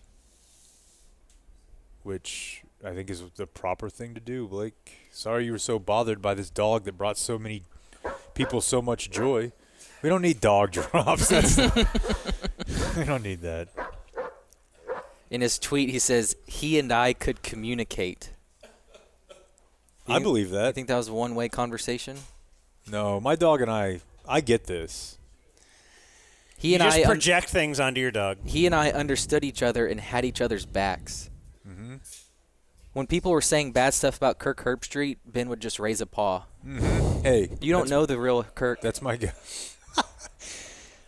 Well, good job, Blake. Good. Maybe you shamed a dog into getting cancer. Good. Maybe he won't tweet every video of Ben on the airplane, Ben on the private jet, Ben in the press box, Ben at midfield. Here, let's get Ben's thoughts on the first half. Hey, look at me. I got a dog just like every other American. Except I get to parade him around everywhere because I'm special. You know he's going to miss the game tonight. Dude, what if he misses the game tonight? At minimum, he's going to take a couple minutes to eulogize Ben before an NFL game. And Al Michaels. Al Michaels. Kirk, I understood you had a loss in the family. Would you like to say something? Yeah. I was going to watch this game anyway, but we're going to definitely have to watch it closely now for audio. What if he cries on TV? I will cry when my dog dies. Will you be on TV? I hope. Better than you. Moment of silence for Ben. You know, it was just a dog. You're a jerk. That was a very quick moment. It's just our big viewer mailbag that we'll do every Thursday. Although, are we running out of time? Should I not do the whole thing? Want me to save some for tomorrow? Because there's at least one I have to do. Well, this says the Thursday viewer mail follow-up extravaganza inclement fossil thing. So I think we have to do it today. All right. Then I'll run through it quickly. Dearest Labia Liaison. Oh, I forgot to do the nicknames. Or alternatively, Beeve Bruv or the Commodore of Cunnilingus. Ooh. Is Mike McCarthy a Roseanne? I don't think so. Okay, that one's from Rick. You can't make it just everybody who has the big jowl thing. Roseanne also comes with like a kind of looks like you smoke. Okay. McCarthy's just a big boy. Like he doesn't look unhealthy to me. That's from fella. Rick, day 2, number 923. Greetings, Poon Pulverizer. Another Roseanne possibility. He says he's upset that he has to give this one to us. There's going to be a lot of those. We need help. Blind spots. Mike Leach. Mike Leach is 100% a Roseanne. Yes. Man. That's what we're talking about when we say a Roseanne. Okay. Yep. Definitely looks like he smokes. Turkey neck. Greeting, master of the oyster moisture. Notice that one got nothing. That was a groan. That one was, I might be leaving. I'd like to take a moment to back up Jake on his recollection of Clarissa Explains It All from a few days ago. He was undeserving of the heat you and Blake collectively gave him. He made many valid points that were quickly thwarted, and I don't think he or other millennial DFs appreciated it. I didn't, but I'm used to it. The only thing more egregious to have ever taken place on your program is the outlandish slander of The Boys, now streaming on Amazon Prime, a thrilling satire on American values that only the brightest minds seem to understand. Don't take it from me. USA Today says The Boys is doing to streaming media what Hotmail did to electronic communication. That's a direct quote from USA Today, huh? That's from No Tux Chad. Yeah, the episode about the Flash being upset about the election, that's going to hit. I know, right? How are they going to explain the Supreme Court to Batman's family? Am I saving Gay Not Gays for a future Steve Is that Noviello? like, I think so. Is that like back? Like we're officially doing that now? Steve Noviello is really on board, dude. I love that we just find a gay guy who says yes. And we're like, yep, let's go rip the brakes out again. I love it. I actually do. Okay, good. Yeah. I'm glad you like it. Got an email. Matt was wondering about when is Jake going to strike out Blake. So I guess we are telling you November 16th will be the first step towards that. You get to see the progress that has been made. Like, what do you guys throw if you got on a mound and...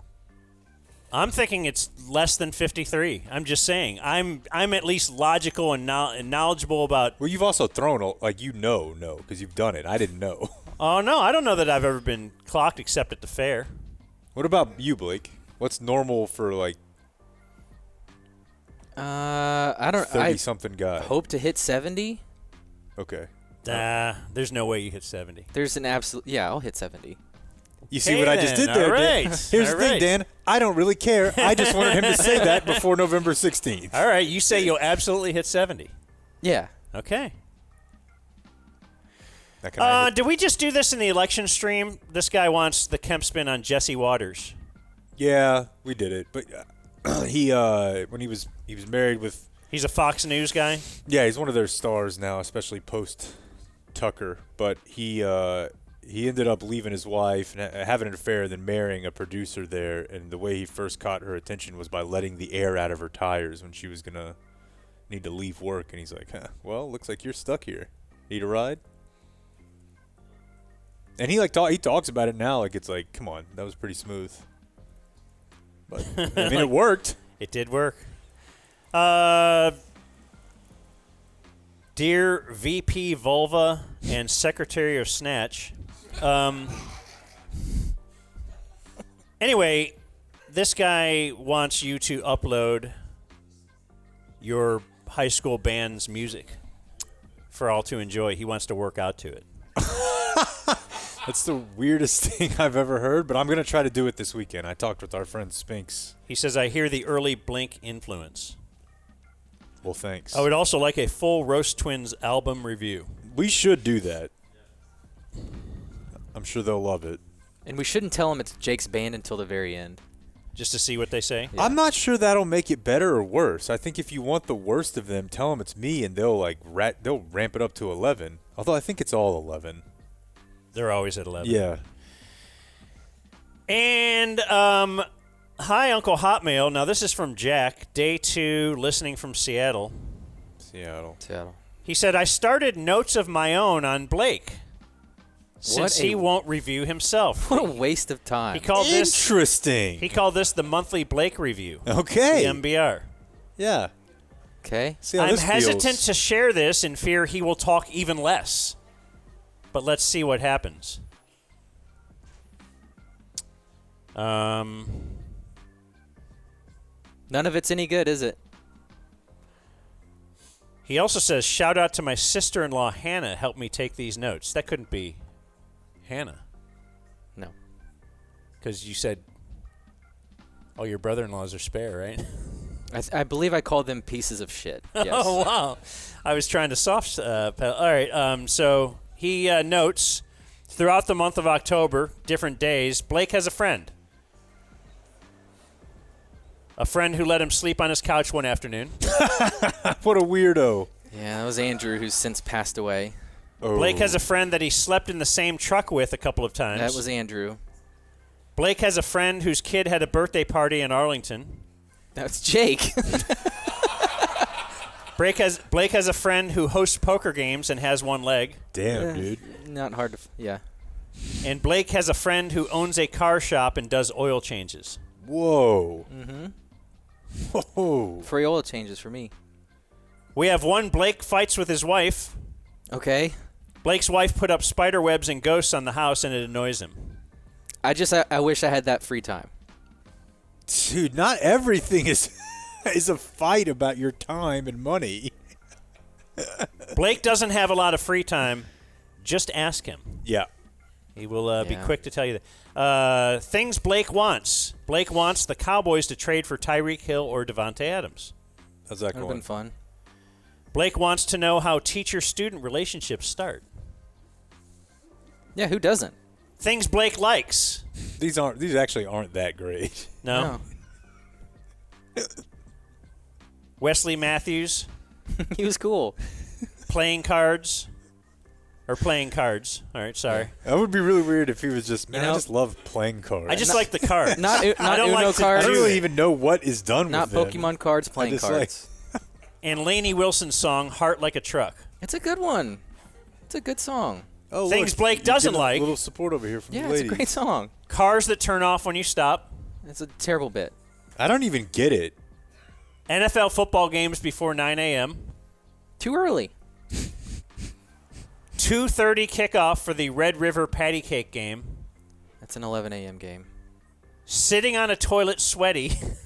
You said that? Jake, yeah, because Jake worked out and had to take a dump, so he had to run in and go do it. I just thought, I hate sitting on a toilet seat sweaty. You ever do that after being in the pool? Or like you're still wet? Yeah, it's You horrible. Get Yeah, right it's out really of the pool, bad. yeah. It's just, That's why we started talking about, like, if you ever feel like you have to go when you're in the shower and you get in, even if you dry off, you still feel wet. You know, I always feel like I'm going to Slip in. slip and hurt myself, you know? Bad scene. And this is a recurring one, he said, throughout the month. Blake, things that Blake doesn't like. Ben Herbstreit. That's the end of that. And general notes on Blake, he did a proof of concept for the Dumb Zone show for KDFI. DZTV, folks. Check it out. Sweeping the nation. What if they go to break with like a picture of Ben Herbstreit with the dates and all that? He's holding on to his old I can't car. tell if you're making fun of me or not because I definitely issued that line like 2 days ago, but it was Okay. better when you did Forgive me for not remembering something you said 48 hours ago. Blake is holding on to his old car because it only beeps 4 times and stops if he doesn't wear his seatbelt. Yeah. Are you still not wearing a seatbelt? It's hit and miss. Does your kid see that you don't wear a seatbelt? My kid is such a no. dork. I shut the door this morning without buckling her, and she literally had a meltdown. She doesn't freak out at all anymore. And she was banging on I'm not buckled! I'm like, you are such a pussy. Like, you're going to be fine. Boy, your wife would let you get away with that? No, of course not. I just forgot. I mean, of course I want her buckled because I'm a sensible human. I wear a seatbelt every time I'm in a car. More Blake general notes. He used to check the paper for movie times. It's not that unique. I think everyone did. He gets out of bed to Mark Rebier music. I missed that. I don't know how you what that is about. Well, I do not feel bad for this guy. This is... Yeah, it's not a good use of time. Blake got out of a speeding ticket by lying to the officer. I did. I don't remember that one. He was getting a free oil change. Oh, that was a red light. Yeah, no, I had to pay for that one. Blake bought meat out of a truck driving through his neighborhood. It was a hell of a deal. Over half price off. Over 50% off. Blake took his kid out of gymnastics after Dan and Jake made fun of him. And finally, Blake bought a cake at Sam's Club and exited through the wrong doors even after being corrected by a Sam's Club employee. Who's better than the employees? I was right there. So that's another edition of the Big Thursday mailbag thing. That's probably like a one and done on the Blake notes. I agree. Wow, okay. Dang, we appreciate you trying, bud. But Sorry, Jack. Now, or wait. We have a sponsor? We do not have a sponsor. For the news. Here's Jake with the Dumb Zone News. Let's see here. This is an interesting one with a little bit of a local tie. You guys remember when Scotty Scheffler had his whole situation? Mm-hmm. Well, his 2012... The arrest thing? Yeah. Okay, yeah. Yeah, it was in Augusta. Louisville. Oh. Yeah. It wasn't Augusta? No. Let's see. 2012 GMC Yukon XL had 200,000 miles on it. It was the one that he was driving that day. He sold it. And he sold it for charity at an auction. Like it's now a piece of memorabilia. Okay. Somebody wanted to buy a car that almost ran over a police officer. You're the one who just admitted to lying to them. I won't hit him with my car.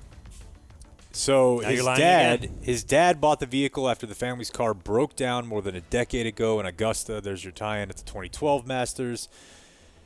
Tell me how golfer's dad this is, right? So his dad buys this. Here's why. Their car broke down.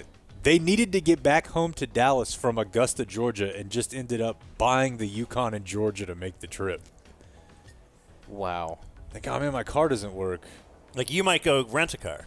Yeah, or see if I can get my car fixed. Or They'll just be like, well, let's buy another car. Yeah, like Corby used to have like a road MacBook. Yeah. It's like, this one goes out of town. His one got dirty. So his dad gave it to him when he graduated from UT. He's driven it ever since.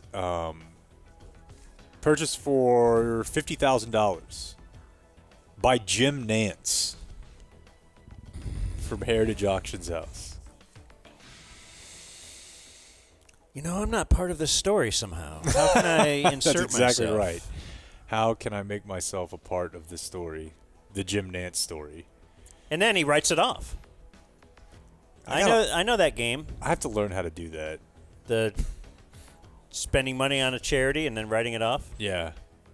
Yeah, I mean, because I always do brag about at Jared's charity thing. I spent a couple $100 last year, donated.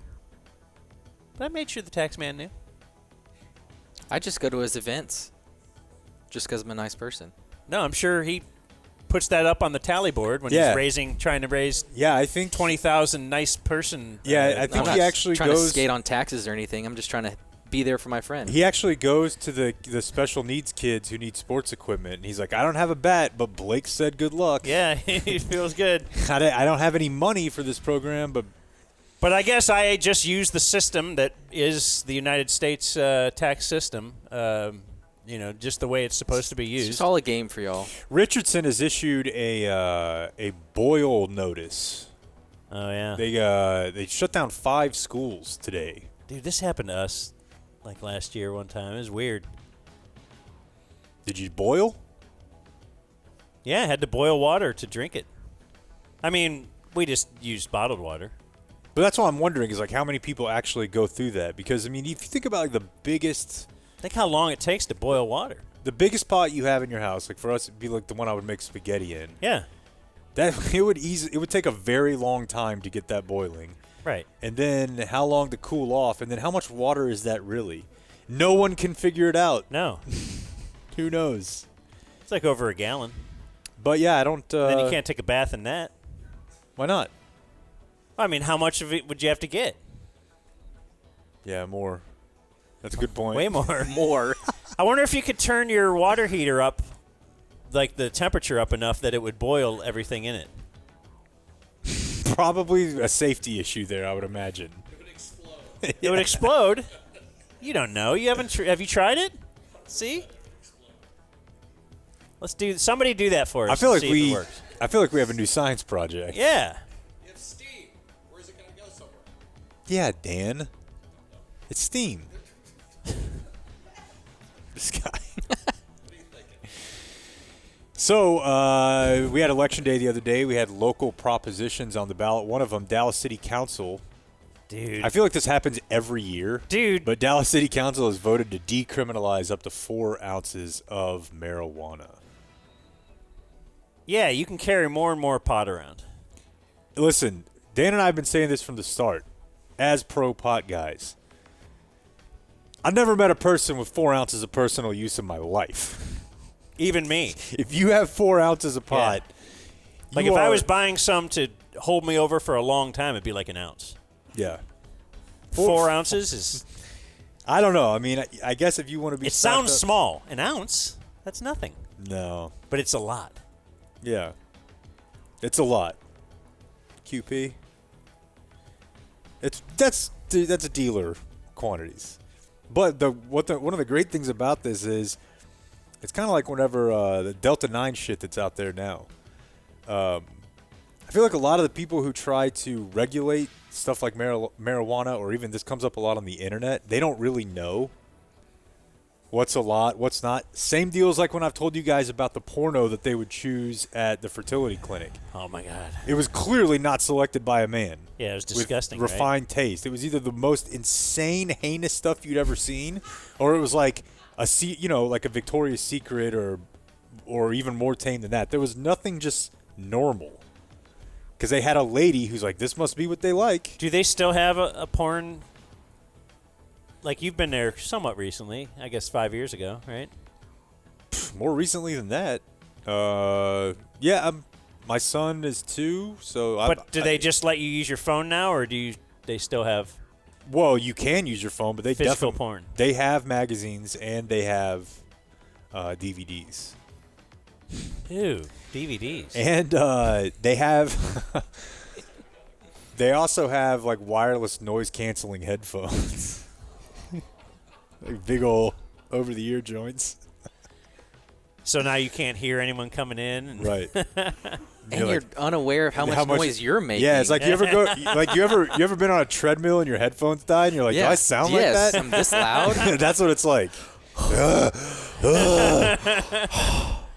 And how do you know they don't have any cameras in there? And then they're selling that. Somehow she knew the exact moment when to walk in. Yeah, when I'm like, the knock on the door. Yeah, I mean, I guess you don't, but you could say that about anywhere, right?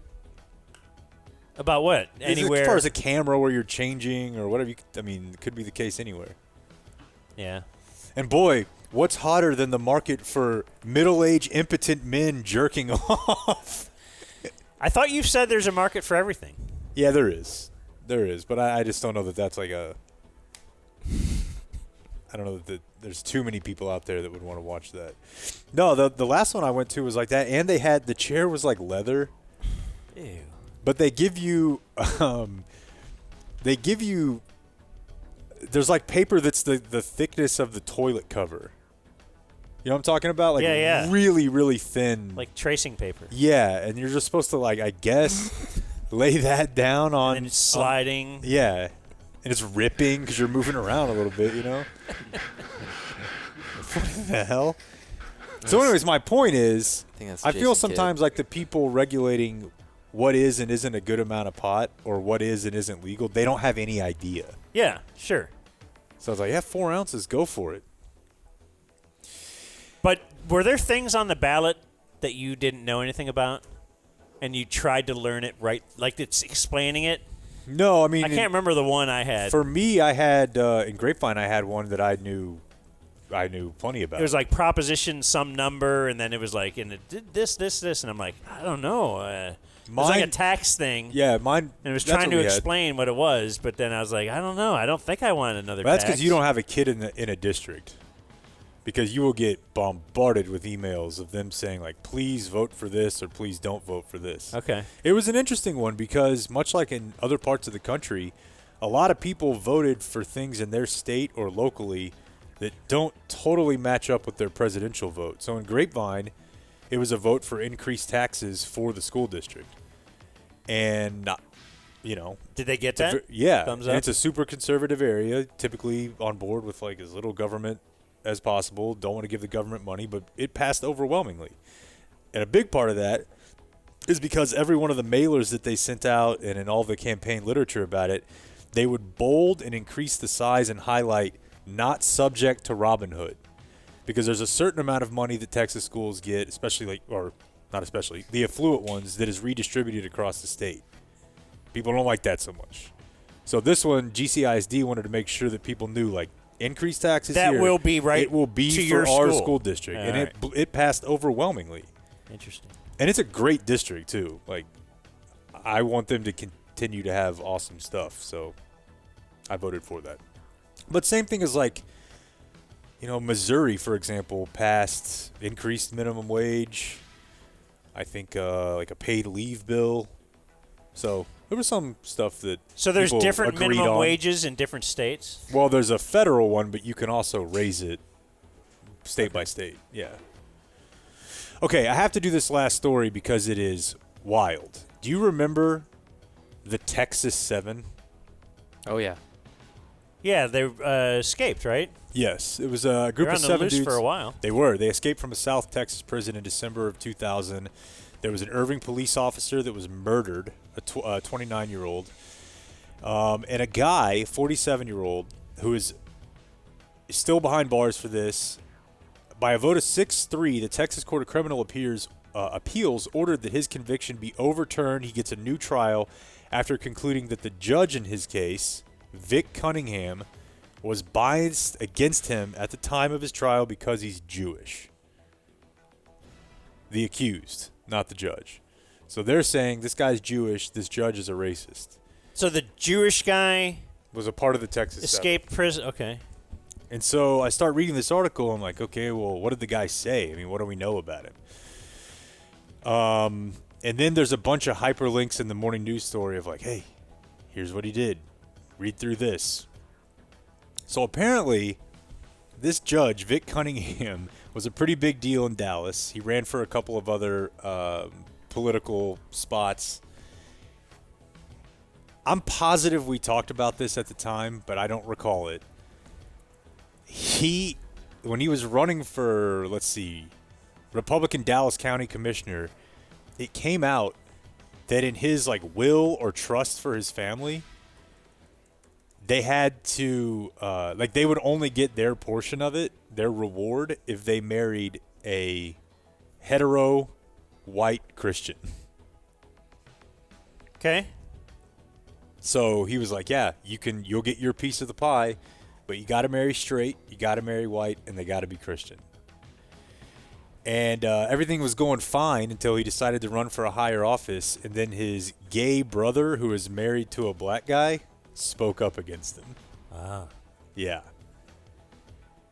And then people start coming out of the woodwork. This is why I can't run for office. People will start coming out telling you. Unless maybe I would go on the like everybody already knows how bad it is. The Trump. Like Rob can't run for office because we don't really know that much about Rob. Right. And then people will be surprised. Yeah. Oh, he looks so cool. Yeah. So not criminally. There's some funny things in here where when asked about it, he said he harbored no racist views but did admit to the will where he stipulated that his money would only go to somebody who marries that way. There's a funny note in this story because a bunch of people that worked with him came out and were like, he throws around the N-word all the time. He called most of his cases, criminal cases involving black people, as TNDs, which are typical N deals. Okay. And seems pretty racist right there. There's a funny. I don't know. Let's hear him out. So he was asked by the news. God, this is a funny sentence. Asked by the news if he's ever used the N-word, Vic Cunningham paused for 9 seconds. It's like, you got to either go one way or the other. Doesn't matter if you're lying, but just go. Yeah. He asked if the question referred to using the word in court. Told the question referred to use of it in everyday life. He then said no. But, I mean, come on. Like, I've used it. Right? I mean, it's not. I think it's silly where people are like, "No, that's never happened." Like, I grew up in I never have. I've early 2000s listening to rap music. You've never thought it. What are you thinking? What are you thinking right now? No, I've never listened. I've never listened. If I even heard half of that word in a rap song, I would turn it off. Yeah. I just I'm not totally on board with like the homophobic part of it, the racist part of it, demanding someone be your religion. But I do like this idea of the little strings attached to the will. What would be okay money. then? Can't be an Aggie. Okay. I'm not giving $1 to an Aggie. Okay. Boy, it's funny that's the only one I can really think of. Yeah, we could. I like it. I don't care if, I mean, I have the whole sexuality thing, no complaints there. Would prefer to avoid the British. Yeah. So you can't marry a Brit? Right. Like your daughter? That would be, yeah. Okay. That would be trouble for me. Like, I would have a tough time on my deathbed, knowing. What if it was like, Ringo Starr or somebody really famous Brit? Worse. I want someone with talent. Rich? No. You don't want them to marry rich? I mean, sure, whatever but it doesn't matter. The point is, if they're British, they're out. Okay. Do you have any? And if they're rich, then they won't need your money anyway. Exactly. Yeah. Good thought. I haven't thought of that. No, I don't believe in limiting anyone. Don't mind if they're a fan of, but can't be a member of Dude Perfect. No, I'm on board with Dude Perfect, as you know. Oh my God. What's wrong with that? They're fun videos to watch. You ever watch the videos with your kid, Blake? No. I bet he'd love them. Yeah, he loved the book. Dude Perfect. Is he coming over this weekend? Yes. All right. Him and Nora can have an iPad off while we try to get work done. Oh, on Saturday? Yeah. Yeah. No, he's not watching Dude Perfect. Dude, I can't wait to groom him. Woo! What? To watch Dude Perfect. You can groom for a lot of different things, can't you? I know. As I've said before, the last handful of years have been very rough on two people as far as, like, our linguistics, I suppose. Like, people named Karen. Oh, yeah. Tough. I had a great friend named Karen. You had to cut her off. Yeah, I'm sorry. And dog groomers. 10 years ago, everybody what just do you knew do? that meant, oh, I'm a groomer. Everyone just where knew do you that- teach? Yeah. What, are you registered? Funny. Everyone just knew you meant I groom dogs, and now they're like, pedophile. All right, there's your news. Oh. Got you. The Dumb Zone getting quicker, though. News. Like Hey, thanks. and subscribe. I have merely one viewer mail birthday today, so I'll do it before today in history. And that is Dear Lord Labia Lapper. My name is Nate. It is my George H.W. Bush birthday. Then he puts in parentheses. Do you already know it? Because you're like politics guy. What are you talking about? It's 41? 41. Yeah. Sorry, I didn't realize that was just a layup, and I'd be insulting you. It's pretty recent. All right, well, still. I mean, I don't know any of the early ones like you're supposed to. I'm bad at that. My leaders are small business owners and Blake's obsession with women who pretend to be fairies. What is that? Because Lindsay Sterling will wear like elf ears and do a music video, I guess I'm into women that dress She does like what? fairies. Does that surprise you? I don't really have like a frame of reference here at all. She puts an elf ear. The fact that she's an electric violinist that plays that kind of style of music, you don't think she's dressed like an elf a time or two? I hadn't, but now that you say it, it does make sense. It checks out. The stuff you played for us did kind of sound like elf music. Now that I'm thinking about it. So that's the only one? That is the only one for today, Thursday, November 7th. And we're going to do some Today in History, but it does have a sponsor. It does. That sponsor is BetterHelp. Well, we're in the. Let's. Yeah, see. Yep. This is not part of the spot. It's not. It's not surprising, is it? Nope, it's not. Okay. Surprising how easy it is to get therapy. Playing a violin via in the middle of a forest. BetterHelp. That's BetterHelp.com. I've used BetterHelp. The wife has used it. Some people are intimidated to actually go to an office and sit down with someone in person to fire up some therapy. BetterHelp can help you with that. BetterHelp.com/dumbzone. You'll get 10% off your first month. It's also very convenient. It can be tough to find time to get into the therapist office. They're busy. You're busy. That can be tough. So BetterHelp makes that a lot easier. Super convenient. It's flexible, suited to your schedule. You get a licensed therapist. And maybe you're not feeling that therapist. You can switch at any time. I personally know that is kind of tough because I, sometimes feel like I'm going to have to go and tell this person I'm not coming back in. You don't have to do that with BetterHelp. You can just switch online. Again, BetterHelp.com/dumbzone. You'll get 10% off your first month. Give it a shot. BetterHelp.com/dumbzone. Take care of your mentals with BetterHelp.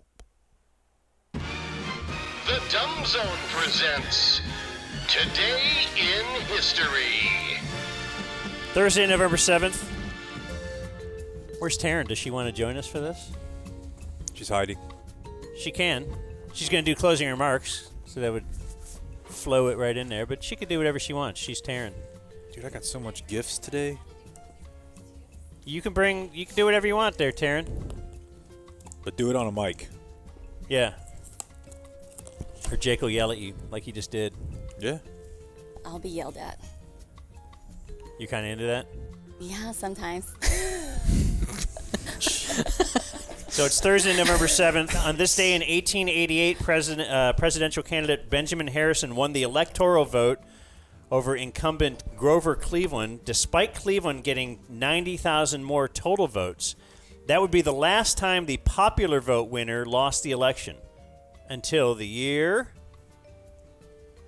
2000. That's right. This guy knows politics. Yeah. He's got a master's. On this day in 1966, John Lennon first met What? Yoko You earned Ono. it. You worked hard and got a master's at North Texas. When did he start beating her? Doesn't say it here. This is the day he first met her. So it wasn't that day? Maybe she was into that too. Yeah. Her into that. On this day in 1991, this explains the confusing break. Magic Johnson announced he had tested positive for the AIDS virus and was retiring. Did Walker tell him? That's right. His basket. I think I have this mixed up, and if I do, I'm positive that my mom will let me know about it. I feel like I learned what AIDS and STDs were when this happened, which is maybe too young. I think a lot of people did. What did you learn from Mike Tyson? The concept of rape. Yeah. Because I was reportedly telling kids at school that morning that Mike Tyson had raked someone. Because I heard it on, whatever FM morning show that my dad would listen to. On this day in 2013, shares of Twitter went on sale to the public for the first time. By the end of the day, it was valued at $31 billion. $31 billion? What did Elon buy it for? Did he buy it for 44? That seems like a pretty slow burn. Yeah, I don't know. Should we sell shares? Of what? Yeah, of what? The Dumb Zone? Yeah, like the Packers. We could do that. Yeah. People actually do that. All right, we'll keep it in mind. We're always looking for... you get a share, and you get a share. Okay, on this day in 2018, a gunman killed 12 people at a country music bar in Thousand Oaks, California, before he took his own life as officers closed in. The victims included a man who had survived the mass shooting at the music concert in Las Vegas. Yes, the one where I remember that. Stephen Paddock. No, I remember that there was a guy at both. I don't want to victim blame. Oh, no. But let me just say this. If you were at the country music festival in Vegas where somebody opened up with a machine gun, wouldn't you probably just I'm not going to go to any more concert? Or are you thinking there's no way? The odds that you're ever at a public shooting, right, is very, very, very low. Extremely unlikely. Doesn't really match the public fear of it. But you're probably more dangerous to skydive. And I think that's kind of safe too. Yeah. But I don't know. I don't Rob's know. Still here. I mean, it's the whole thing of that's the point of terrorism, right? So I can't let them win. I'm gonna go, but yeah. And then they did win. That guy lost. I can tell you that. But I don't think you just hole up and do nothing the rest of your life. I would. I think you got to look at it. I'm holding up and do nothing because I read about it. That's true. Yeah.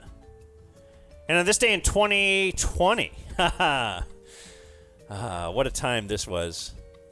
Rudy Giuliani held a press conference at the Four Seasons Total Landscaping in Philadelphia to contest the U.S. election results. That ruled. That is the funny thing. I don't know if it's funny about this election, but you know if it was the other way around, right now there'd be just tons of screaming and stuff. And Yeah. then And I'm sure there still is some, but it's not as overt. I'm kind of just like, whatever. I mean, Everybody's like, that's what you want. Let's go for it. Yeah. Let's ride it out. On this day, now I'm on to today's birthdays. They include Jane Slater is 44. Kim Spin.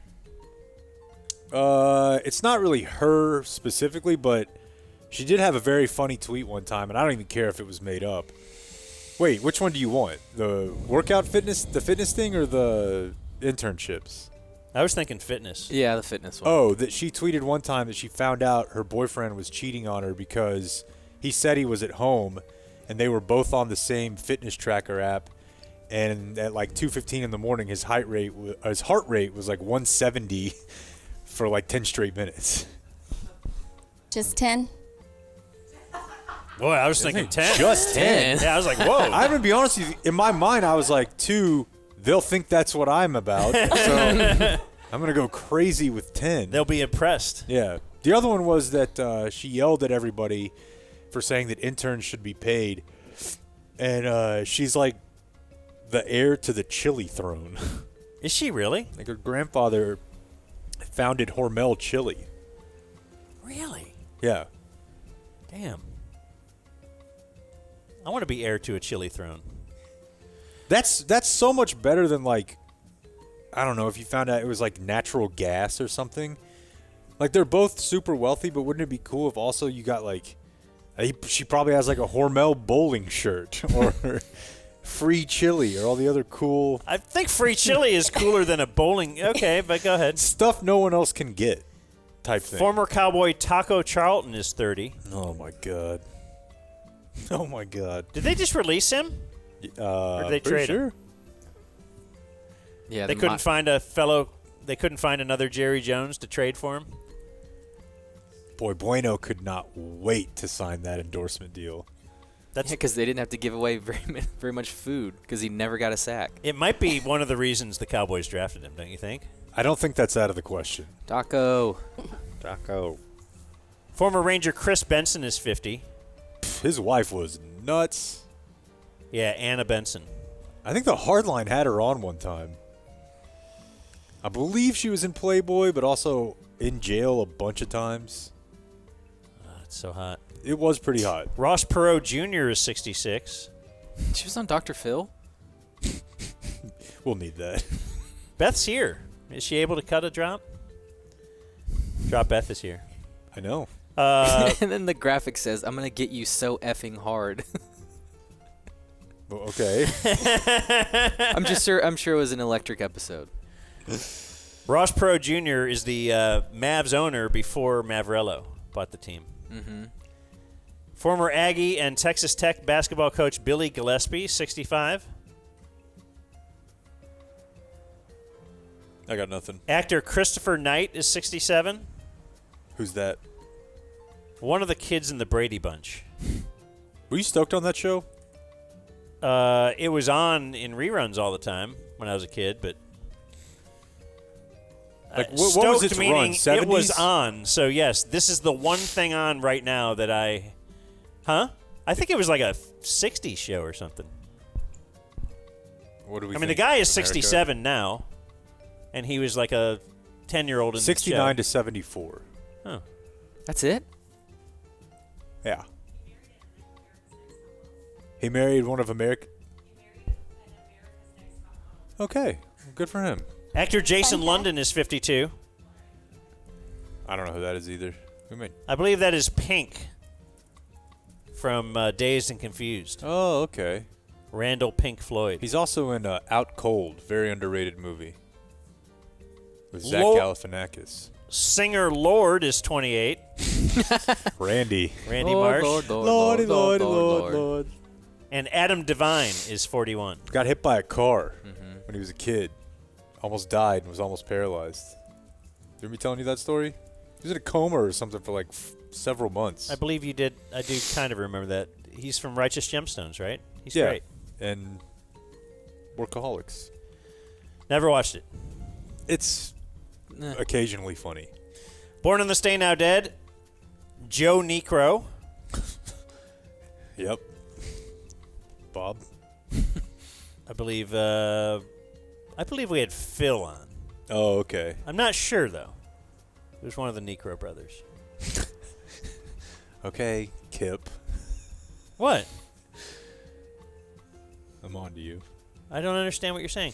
Let's see. King Kong Bundy, wrestler. That's way before my time, man. Okay. And born on this day now dead. Died in 2024, as a matter of fact. Morgan Spurlock. Yeah. That was the Super Size Me guy. Oh. We had him career on. lifelong alcoholic. Tried to get ahead of the Me Too movement. Had the very weird move where maybe thought he was more famous than he was. I'm not sure. He kind of did the deal where sometimes when we do like sit-ins and stuff, we don't know if people want pictures. So there's like, we'll say, hey, do you want a picture? And somebody will say, I wasn't planning on it. Yeah. So like, why would we want a picture with you? Morgan Spurlock, as soon as like the power brokers of Hollywood and presidents were getting caught up in Me Too, he's like, guys, I have something to tell you. Me, Morgan Spurlock, I also acted untoward. Everyone's like, no one gives a shit. Yeah. The Super Size Me guy? Like it didn't cancel him because he didn't have it. Yeah, we're like, what did you ate at McDonald's every day. We know you're a dirtbag.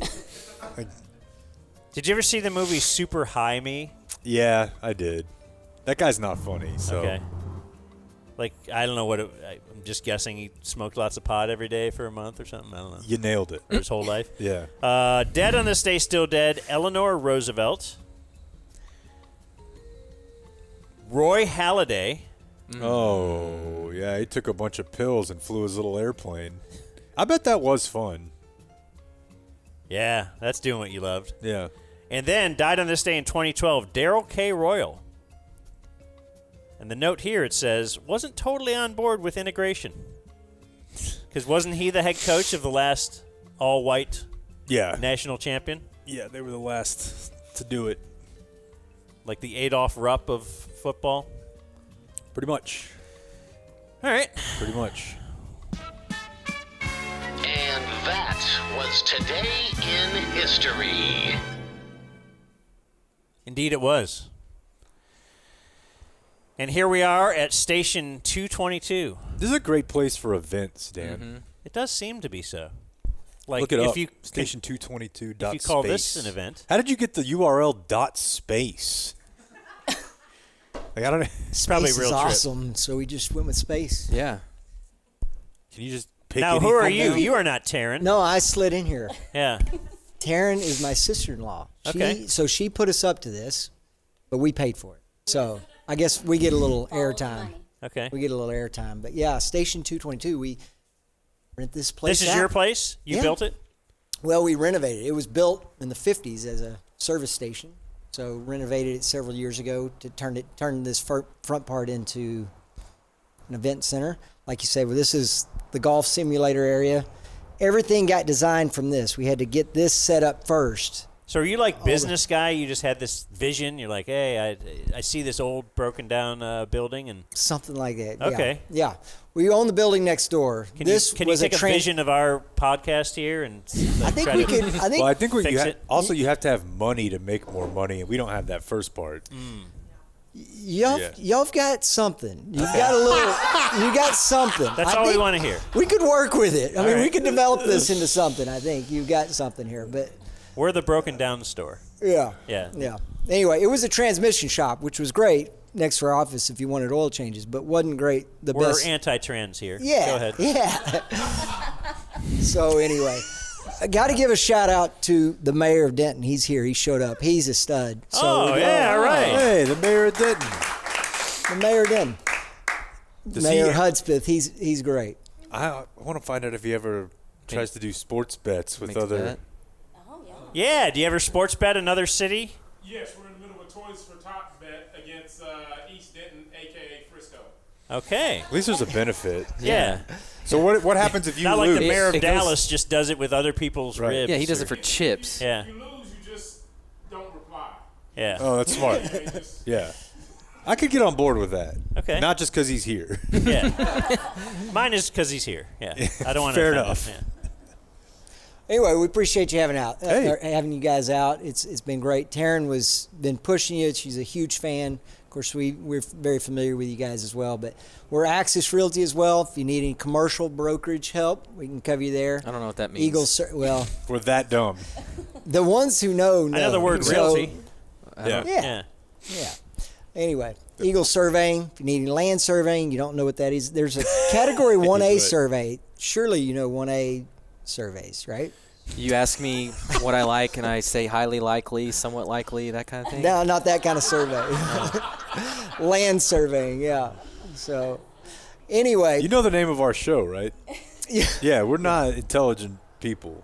We have wives that handle everything. Taryn's she's got ideas for more opportunities for us. So we're going to see you guys in the future, and there will be. We can discuss some of these things and learn together what brokerage and surveying and all that good stuff means. And Exciting. Y'all want to invest in some real estate? We can help you with that too. Investing. Ooh, Yeah. yes. Interesting. You heard the news, right? About the you told me. Yeah, Yes. okay, I did. I did tell you. I'm just trying to What was this news? kind of play along here. Yeah, Jake. yeah. The Feds catch up, Jake. dropped rates by a quarter point today. Boy, that's great. I was waiting for your That's reaction. good, yeah. I thought y'all would be excited about that. Is that good? It's good. It's going to be good. We think as rates drop that commercial real estate will improve. So, yeah, it's good for us. Okay, so a quarter point. Good. Yeah, it's a start. Oh, okay. Yeah. All right. Anyway, but Taryn, we want to give her some time because she's got a cause that's really, really important and near and dear to her. So we paid the money, but we Thank really you for wanted funding to, this we to be wanted out to here. spotlight what she's got going on. So I'll turn it over to her. Okay, thanks, man. Okay. I have been gripped with excitement. Ah. You like that? Yeah. Yes. To have you guys out here. I am a part of a nonprofit organization, and I really wanted to get the word out to the DZ family, the dum-dums. I heard video guy just refer to you as a dum-dum, Dan. Okay. So I think that's a word that I can go with, a dum-dum. But we at Meg Matters, we are a nonprofit focused on raising funds for mental health support staff and suicide prevention and mental health education in schools. Our organization was started in memory of Megan Labram, who lost her battle with mental illness at the age of 20. Her mental health challenges started in middle school, and her family were notified by a counselor at school, but the counselor didn't have any resources really to give her family. So they kind of walked that into the wilderness without really any help. And so we have been a part of this organization trying to provide resources and access to care for anybody that's struggling with mental health. And we've found that our community, we're in Crum, and our school district has been very receptive to what we're doing. And so we've worked closely with them, and we actually got a social worker hired for our school district and have some suicide prevention programs in place and peer support programs for our kids. And it's been really eye-opening about the need that's there. And so I wanted to come on here and just let people know about our website and our Instagram so they can go there and kind of have a landing page to find resources for anybody needing help. That's Meg Matters TX on Instagram and megmatterstx.org. And I think Blake's going to put that in the show notes. And then also, we have a free resource that the United Way of Denton County has provided that is allowing me to share with the DZ family. And Blake will, I'm sure, put that out as well. But there's 3 free resources. Credible Mind, which is a website that's really easy to access and provides lots of videos, articles and podcasts about different mental health topics. And then there is something called the Denton County Mental Health Navigators, which is an amazing resource that is actually the only county in Texas that has this program available, and one of 6 counties in the nation where you can call this helpline number, and they have 2 bilingual full-time staff that will basically be a caseworker to help you navigate mental health needs, helping with insurance and connecting you. And if you don't have insurance, that's fine. They help you connect with the different resources available.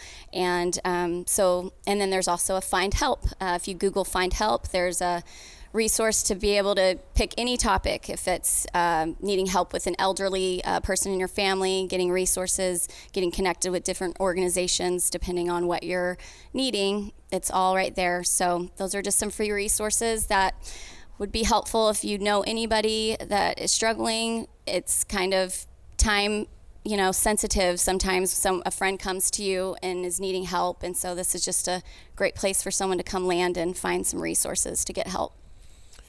Well, very cool. This is a noble cause, near and dear to my heart, for sure. So the main website, megmatterstx.org. Yes, and then on our Instagram, if you go to Meg Matters TX on our Instagram, we there have a resource tab, and I shared today the well-being programs, and that has all the different information about which I just shared, Credible Mind and Mental Health Navigator Hotline and Find Help.